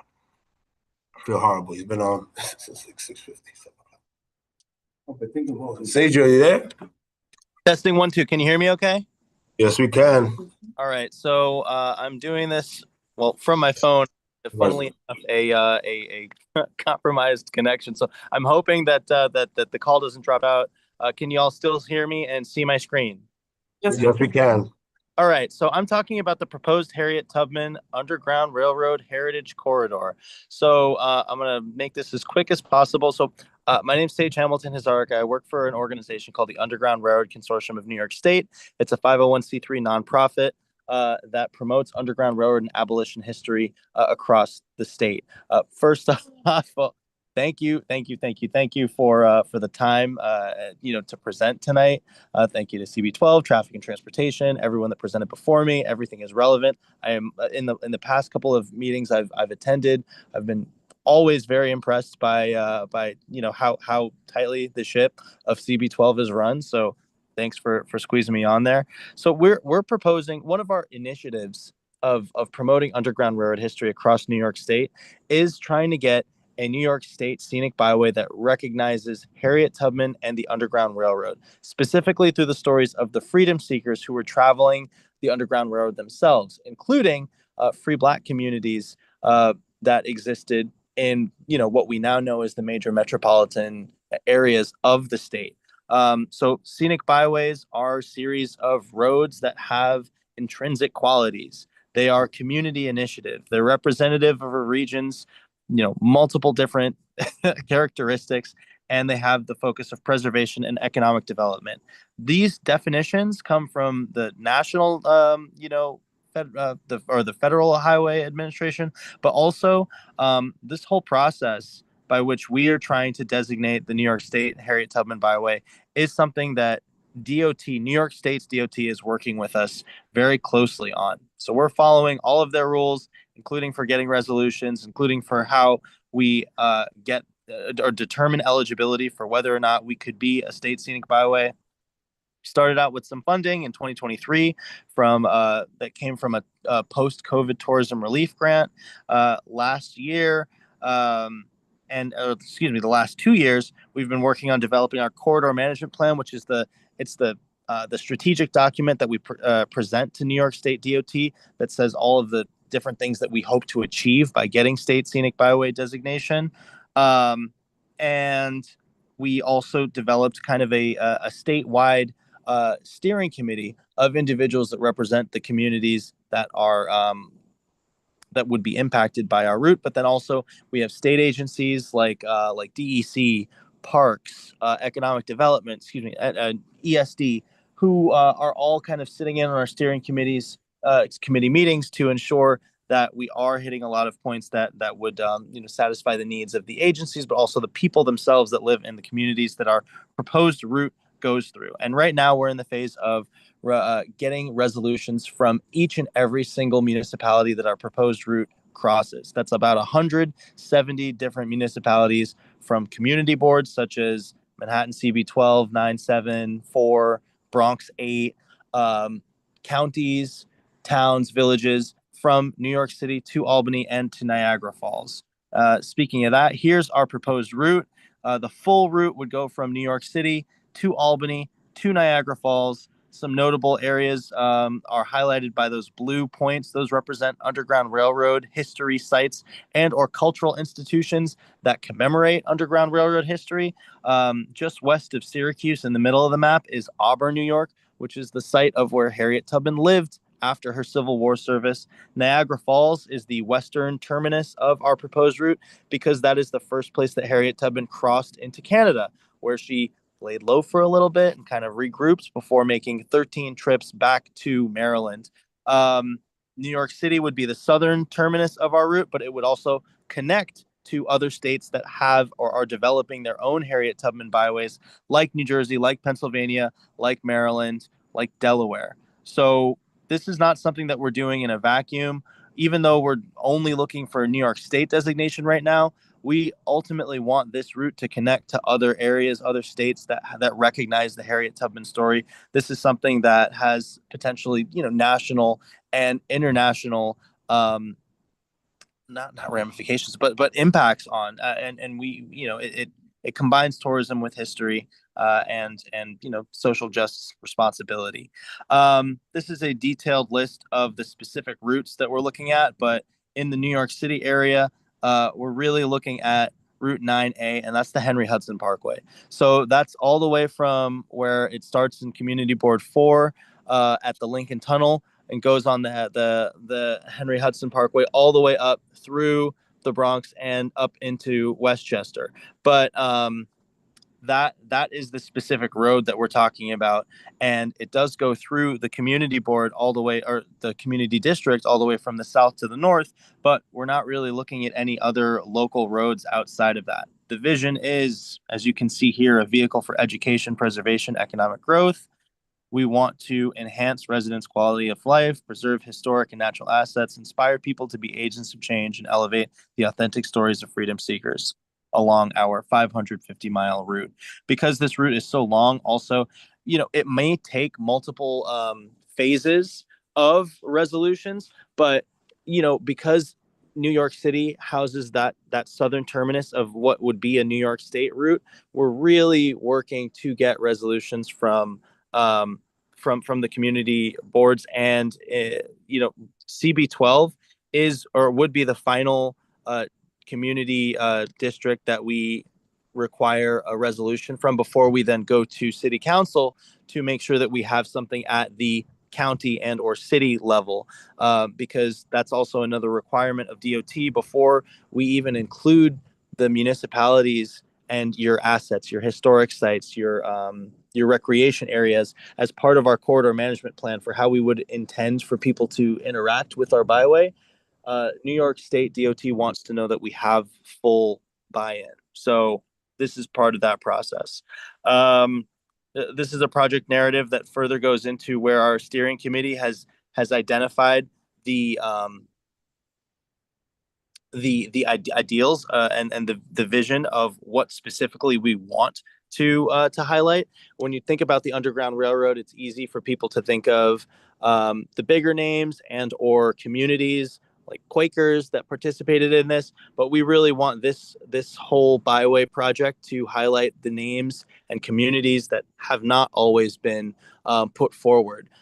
With more and more research around the Underground Railroad and the abolition history, it's more and more apparent that it was groups like the Free Black communities and African American participants that were instrumental in the majority of the Underground Railroad. We think of the Underground Railroad as like a trail or a walking path or something like that, but really it was a network of individuals that had strong community ties. And this is all part of the historic interpretation that our corridor management plan would highlight. So there's a lot of goals. There's so much fantastic information talking about what we aim to do, but I'm gonna go to this economic impact. We want to note that scenic byways, whether they're state scenic byways or federal byways, they have economic impact benefits to them. People like to travel these byways. They want to experience things locally. They want to drive off of a path or travel off of a path and experience the richness of a community. We don't always think of New York City as having a lot of Underground Railroad history. It has a ton, an absolute ton. I was really happy and surprised to be contacted by the group that is doing stewardship around the Abolitionist House in the district, and I made a visit over there, and it just impressed upon me the importance of making sure that CB12 is included in our corridor management plan, because it's not a stretch to say that abolitionist activity took place, in Washington Heights, and especially up along the Hudson River. So this just kind of looks at some more of our timeline. We're stressing not stressing, but we are really looking at trying to get all of the required resolutions this month, because we want to deliver a corridor management plan document to New York State DOT to verify over the summer, so that we can get the first phase of our Tubman byway in the New York State Assembly and State Senate to go for legislature by the beginning of next year. So we want to get something in the books, even if it takes multiple passes to get all of the resolutions. The ones that we have can start working on on the programming. Corridor management plan has all of these components. These are the different categories that we make sure we have full write-ups on for every area that we have a resolution from. And once again, we're working on these with DOT and on other responsible agencies that correspond to these. The other part of this is that part of our ask for a resolution is participation in the corridor management plan drafting process. So actually, just at the beginning of July, we will be hosting a corridor management plan session. Fingers crossed. I hope that we would be able to have it at the forum at Columbia, the same place that Community Board 9 has their meetings. because it is on the route and it's right next to y'all. We're enlisting public participation so that we have opportunities for people to say, okay, this sounds great. I think my local community organization would be interested in connecting with students to talk about abolition history in this area. Or, we have a series of block parties where we maybe want a table that talks about history. Those kinds of things can be incorporated into our corridor management plan, and we would love to have that feedback. Like I said, this is a very community driven initiative, and the more feedback we get, the better. And it's why we're starting here with you today. I have a lot more stuff over here, but I can get to answering some questions in a bit. And I just want to kind of focus on our asks for the resolution. So this is the same thing we've been asking for all of the other organizations that we need resolutions from. It's in two parts, and this is the DOT requirement. One is we ask for a resolution of your municipality's inclusion in our byway. So that means, we develop a dialogue, and also we keep you updated of how the other municipalities in our byway plan are working with us. But then also we ask for a moratorium on future offsite advertising. That's the fancy word that DOT uses for billboards. We're basically asking that scenic roads stay scenic. And because the Henry Hudson Parkway is already a parkway with limitations on future billboards, that shouldn't be, a problem, or hasn't been a problem with the other community districts that we've received resolutions from. So once again, part one is just a resolution of participation in our plan so that we can write you into the corridor management plan. And then part two is no new permitting for billboards once this would get scenic byway status. So I've said a lot so far. I'm happy to answer some questions. Thank you, Sage. Thank you, Sage. I have a quick question for you. You said that this corridor will cross 170 municipalities. You said you visited all of them already? We've hosted quite a few regional meetings over the past couple of years at this point. Buffalo, New York, Auburn, Syracuse, smaller places like Peterborough, New York, and Central New York, Albany, Utica. Our meetings have generally been around the larger cities in the state, Niagara Falls, because we've had representatives from the areas around them able to travel to where we were hosting our meetings. But yes, we've had those meetings, but then also we've been working with some cultural heritage consultants who've been helping us in our plan, because the Underground Railroad Consortium is mostly a volunteer-run organization. I am the only paid staff. My colleagues are the actual administrators of the various museums and historic sites that are represented by our organization. So we've gotten help from corridor, like I said, consultants who have actually traveled the entire route themselves to do more documentation. Okay, yeah, my actual question was, how many of these municipalities passed resolutions or something of the sort in support of this? About 90 out of the 170. About 90 out of the 170. Thank you. Yep. Jim? Go ahead, Jim. Harriet Tubman was one of the earliest heroes I learned about, and ever since I've known about her and the Underground Railroad, I was a little kid because my parents had a book of heroes, all kinds of heroes, and Harriet was one of them. So I am basically already in favor of this. Underground Railroad was a magnificent aspect of our American history. I agree. Thank you, Jim. And yeah, that's Paige? Yes. You spoke to Peter Green about the Abolitionist House? Yes, and I visited the Abolitionist House as well. I'm gonna work on the resolution with Mitch. Mitch is the guy who created the website for the Abolitionist House, Save Riverside, and a lot of other things. Our whole community's been involved in this for, Jesus, pre-COVID. And we saved the house from being demolished, but it's still a work in progress. They need $1 million to bring it back to life, right, Mitch? And New York State is involved with cloth. Von Stennett is helping, but it's not easy. So we may want to get your ideas at some point. Well, just highlighting that, that's what the corridor management plan is for, because this is a community input based corridor management plan. You as CB12, highlighting the importance of the abolitionist house in a statewide and potentially national byway like this. That's what you give us. You give us the input saying, hey, we want to make sure that the abolitionist house and the legacy of it is represented on this byway. And we say, yes, absolutely.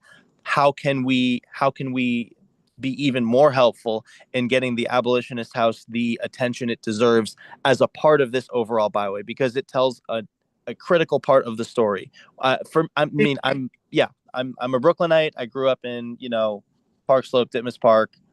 Went to school all over the city, and it took me years of working in like travel tourism and events to learn about this history everywhere but New York City. And then knowing that this byway program has the power to really connect the downstate to the upstate history and let our millions and millions of New York City residents know that we're just as important. So yeah, I hear you loud and clear.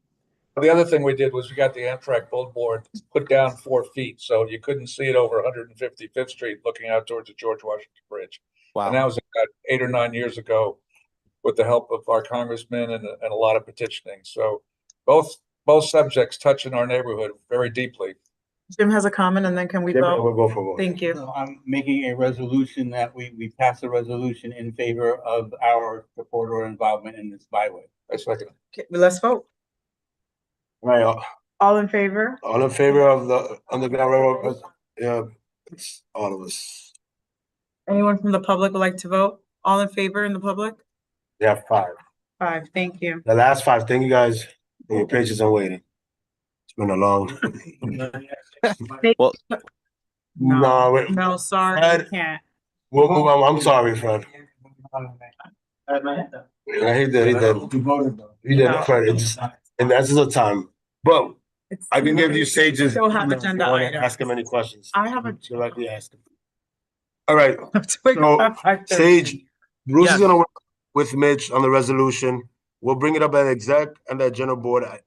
From my take of it, everybody's gonna be in favor.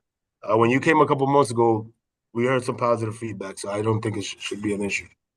All right, so we do invite you to come to the general board meeting, just so you can give a couple minutes, just a discussion on it, and we'll go from there. What date is that? It's June 20. I'll tell you right now, and I'll have the board office send you June 24th. June Tuesday, 24th. June 24th. at 6:30 p.m.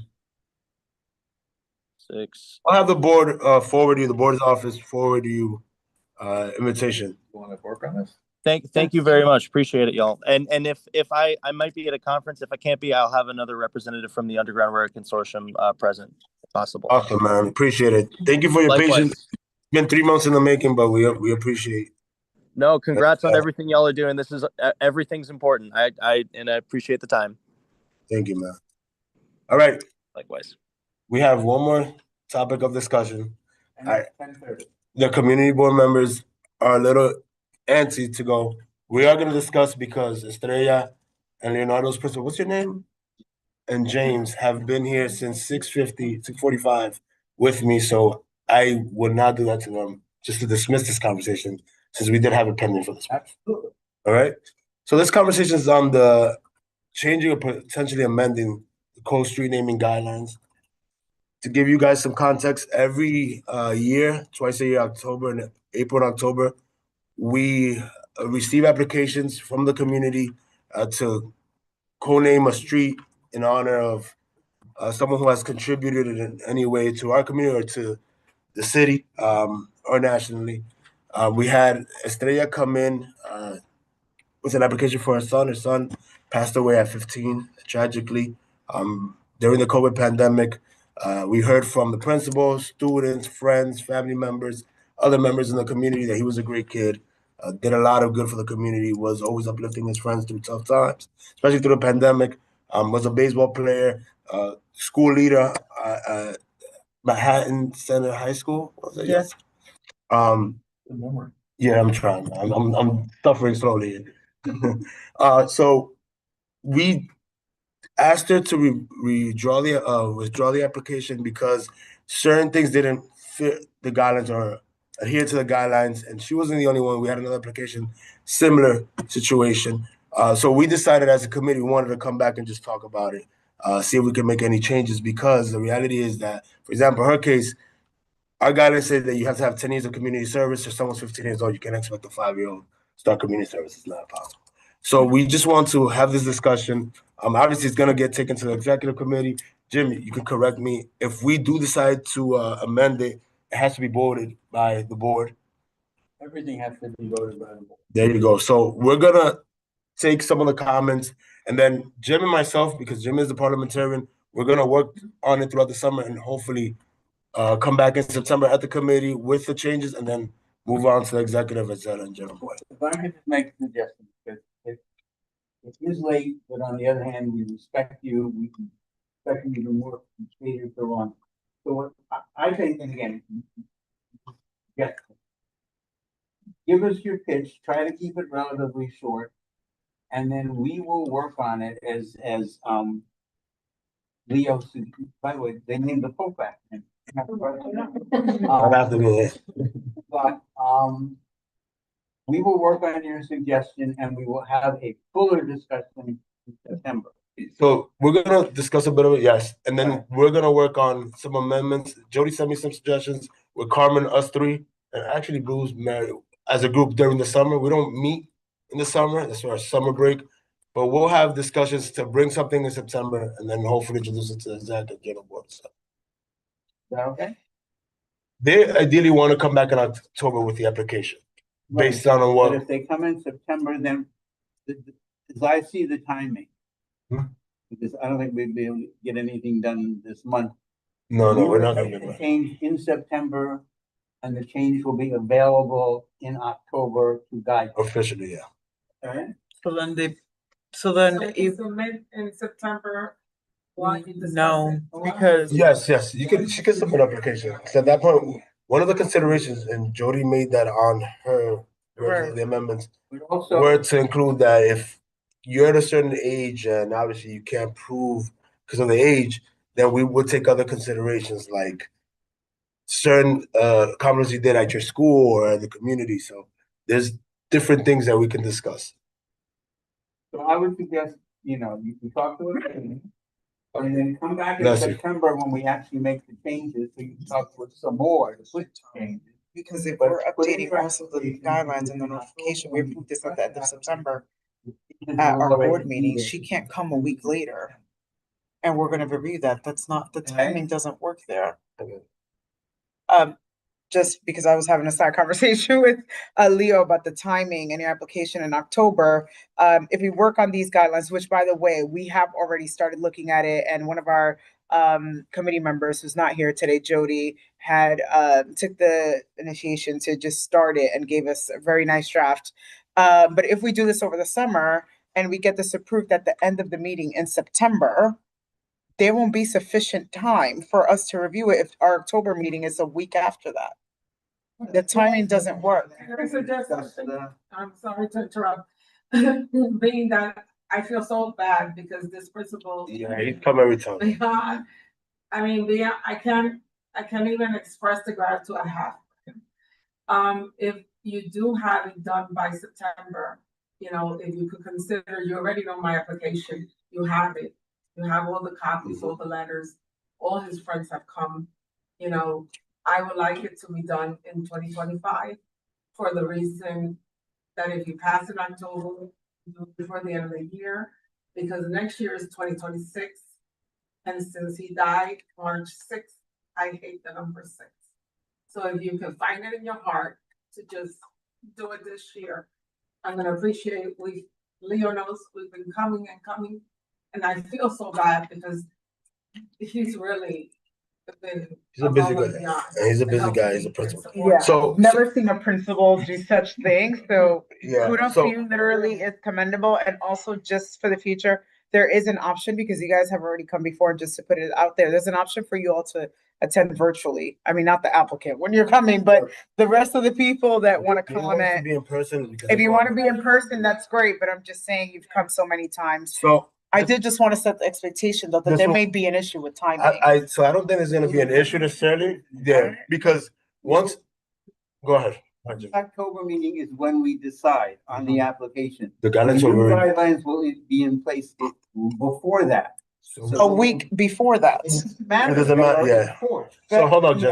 No. The reason it doesn't matter is they're coming with the application. They're not changing anything specific on the application. We are on the guidelines. So as long as they adhere to the guidelines, which we're kind of revamping the requirements to kind of. Resubmit the application, no, No. they still have to at least resubmit it. As a board, we decided, Kathy and the office, that we'll take the application because. No, we can take it as is, but there has to be a notice period. They have to, like, all those things are saying we're not doing it at all. So we're just gonna add it to the agenda without community knowing that it would be presented without the notification So when requirements. we I did feel like the- that doesn't sound right. When we had the April meeting for that, we told them and we told, I forgot the other. I do not believe there's any notice period about a specific application for street phone naming that's necessary. Yeah, there isn't. We've never enforced that. When- Which is why I said what I did. The guidelines will be in place before we have our meeting to discuss these applications. So, And that's all it's and in the necessary. April meeting, we told Estrella and then the other applicant, Roy, that we would take the application, that they wouldn't have to go through the whole process of getting the signatures, everything. We'll take the applications from what they were, as long as it falls within the same year. But if we pass whatever guidelines in September, then it's up to us to vote based on those guidelines in October. So they don't really have to change anything. No. I remember saying that, but Yeah. I thought that I mean, we'll we could verify at the least exact. resubmit the packet, not change the packet, but I thought, or I guess it just doesn't matter, it automatically is on the agenda. That doesn't sound right, but we can move on. Because I had given my word, I spoke to Paul, and we would take their application, specifically Roy's and theirs, because of the whole issue where, well, certain things don't fall on the guideline, we're gonna discuss it. So we removed it, but we're gonna accept it for what it is, so they won't have to get the signatures or do any of that. No, that, I remember all of that. Yeah, they were clearly, just- Specifically, I just meant like an actual resubmission, and what is that time, like, how does that work? Even so, they could resubmit it in September. And Right, that's what I meant. So They don't could have to- resubmit it. Got it. That has nothing to do with the guidelines. The guidelines is for us to Yeah, look that- through it and make sure that whatever it is that exactly that goes. So real quick, just so that we stay on it, we'll give it about 5 minutes. So 10:45 and then we'll adjourn. We discussed about changing certain things, and Jody had it in her version. One of the issues that came out is, do we want to, for every applicant, should they have service in our community specifically, or should it be something as long as they had impact in our city? Remember, this was the argument we had with Billy Bang, that I was like, well, I don't see the impact in the community, and then we went back and forth. Well, The if he, additional requirement is if they lived here and they That's had one of an the requirements. impact, so like, I think the first and foremost requirement is whether the person lived here. Their impact could extend beyond just this I neighborhood, agree. but what mattered first and foremost was whether this person actually lived in the district. So I feel like that's what should be first and foremost, in my opinion. Number two, going to their specific case, and we won't just base it on their case, because I don't like to hear when children, teens die, but it happens every day. If we have another situation that comes and arises the same way, what are our criteria that we're gonna put out there? Because if not, everybody's gonna come and propose their children to have a street sign. And the reality, Leo was a good kid, and there's plenty of good kids in our neighborhood, but we can't give everybody a street.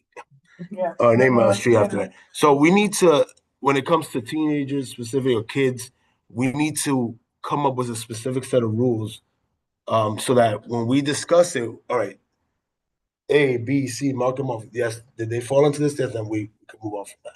Obviously, a kid like Leo, 15 years, he's not gonna have 10 years of experience community service. He's not gonna start community service at 5.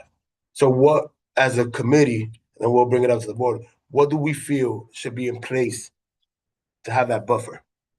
But I think the concept of taking the age of the person is absolutely brilliant and as it should be.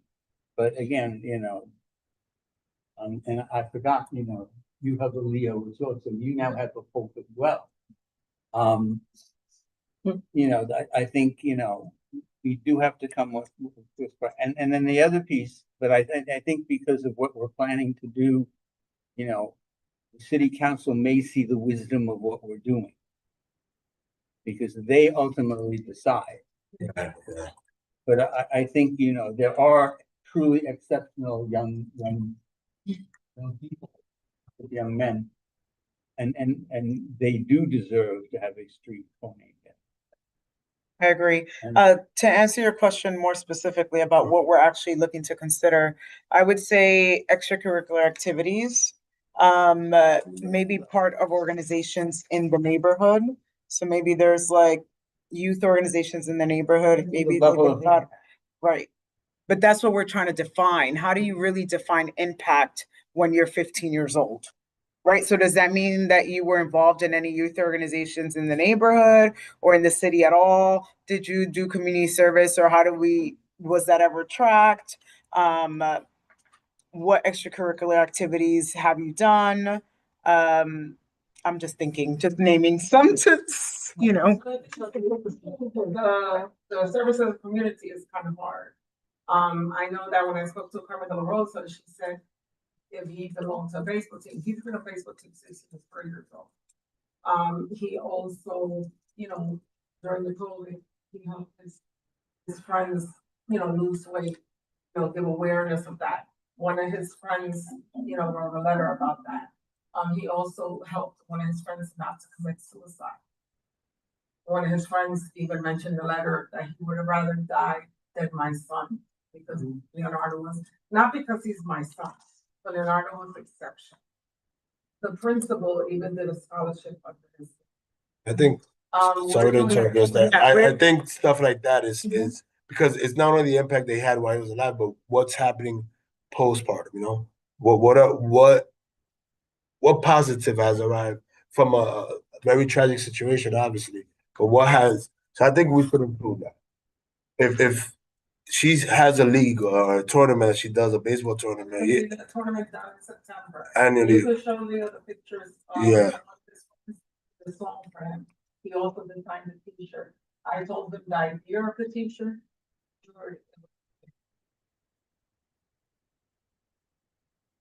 He also helped the elderly. We're not talking, I don't want to, I have to talk, I hear you. I think your son was amazing. And they can revert to the video. I want to keep it because, again, this has to be a discussion to discuss general guidelines that will be applying to everybody. We cannot make this or make it seem or appear that these guidelines were specifically tailored just for Leo. Yes. It has to be something that's for the entire community. Leo is the paradigm. He is the paradigm, for sure, 100%. Definitely look at this specific situation as, a paradigm. Yes.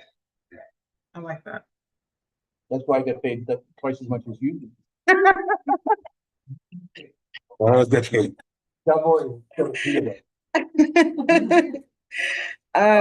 Should we still keep it 2 years of passing? I think so. I think the city council.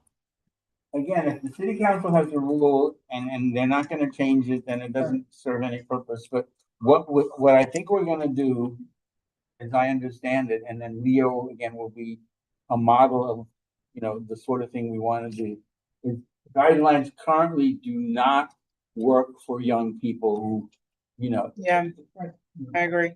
That also have a impact.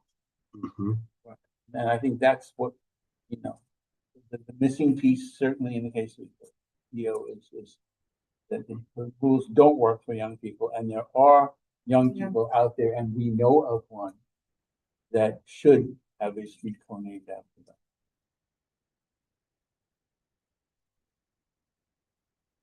Does anyone else have any other suggestions or criteria? And it doesn't necessarily have to be in relation to Estrella or Leo's situation. It could be, we heard another application with Roy's wife,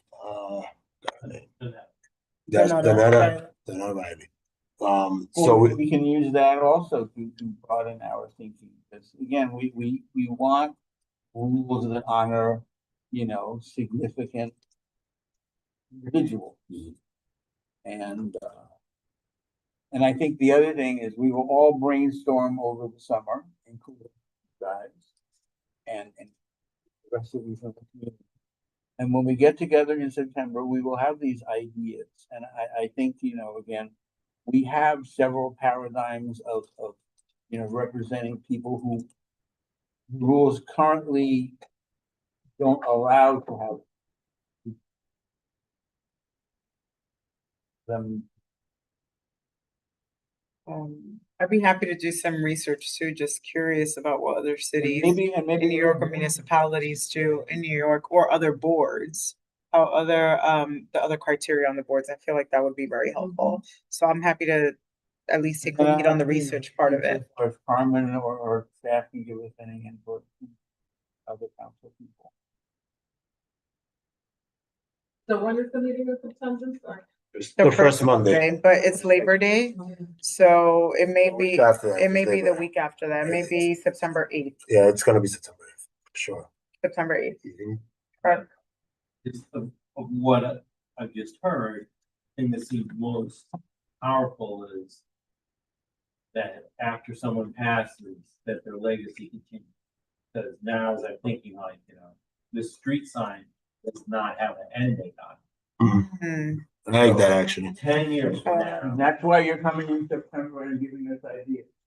No, I like this idea now because it's to your point that you said, How does that? what's the legacy after, right? So like what continues to live, after the person's passing. That's Yeah, it shouldn't be Because right next to my house is Alex Road.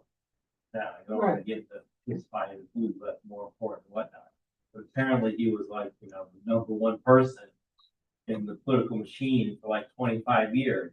And anointing mayors, totally changing through his, participation in kingmaking, who made New York City, therefore changing the scope of the entire city.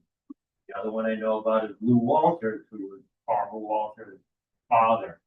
So other than being an alcoholic out of schmuck, he's also like one of the key people in the Broadway entertainment district. He ran a club that everybody came to for years and years and years and years. So these are people that the whole city revolves around, but not that like even though they passed, their legacy lives on. And that's why I think it's also important to the 2-year rule that you Yes, said. yes. Because I feel like Thank you. somebody passes away and, God forbid you come too soon, like what can you really show that this person's legacy has continued in just 2 years? I mean, it was just January yesterday. And even with that, going back to the legacy thing, you want to show a trajectory, a history of doing stuff after they pass. So it shouldn't be we have this, like they have had a scholarship for the last 2-3 years. This passing, that shows some type of trajectory or legacy, continuation of what he embodied. Yes. We're gonna adjourn, the conversation starts. I'm gonna edit some of this into Jody's amendment, and then Jim, we have to meet in the summer. Maybe with Jody as well. And once I haven't seen this Jody thing, so. I'll forward it to you. I'll forward it to you. Because my idea is work on it in the summer, and the next meeting, we shouldn't spend too much time on it. It should be like, this is what we're thinking of amending or what we're thinking of changing. We're all in favor? Yes, let's take it to exec, let's take it to general board over there. So like health and environment just this month, and then you'll give her, the whole month. Well, there's some meetings next week. I'll say that. I'll tell you after. All right, motion, anybody want? Motion one, second by Jim. Motion by Mary, second by Jim. Thank you guys for your patience. Second September. Yeah. Do you want this? No. Got some nasty comments on here. I don't want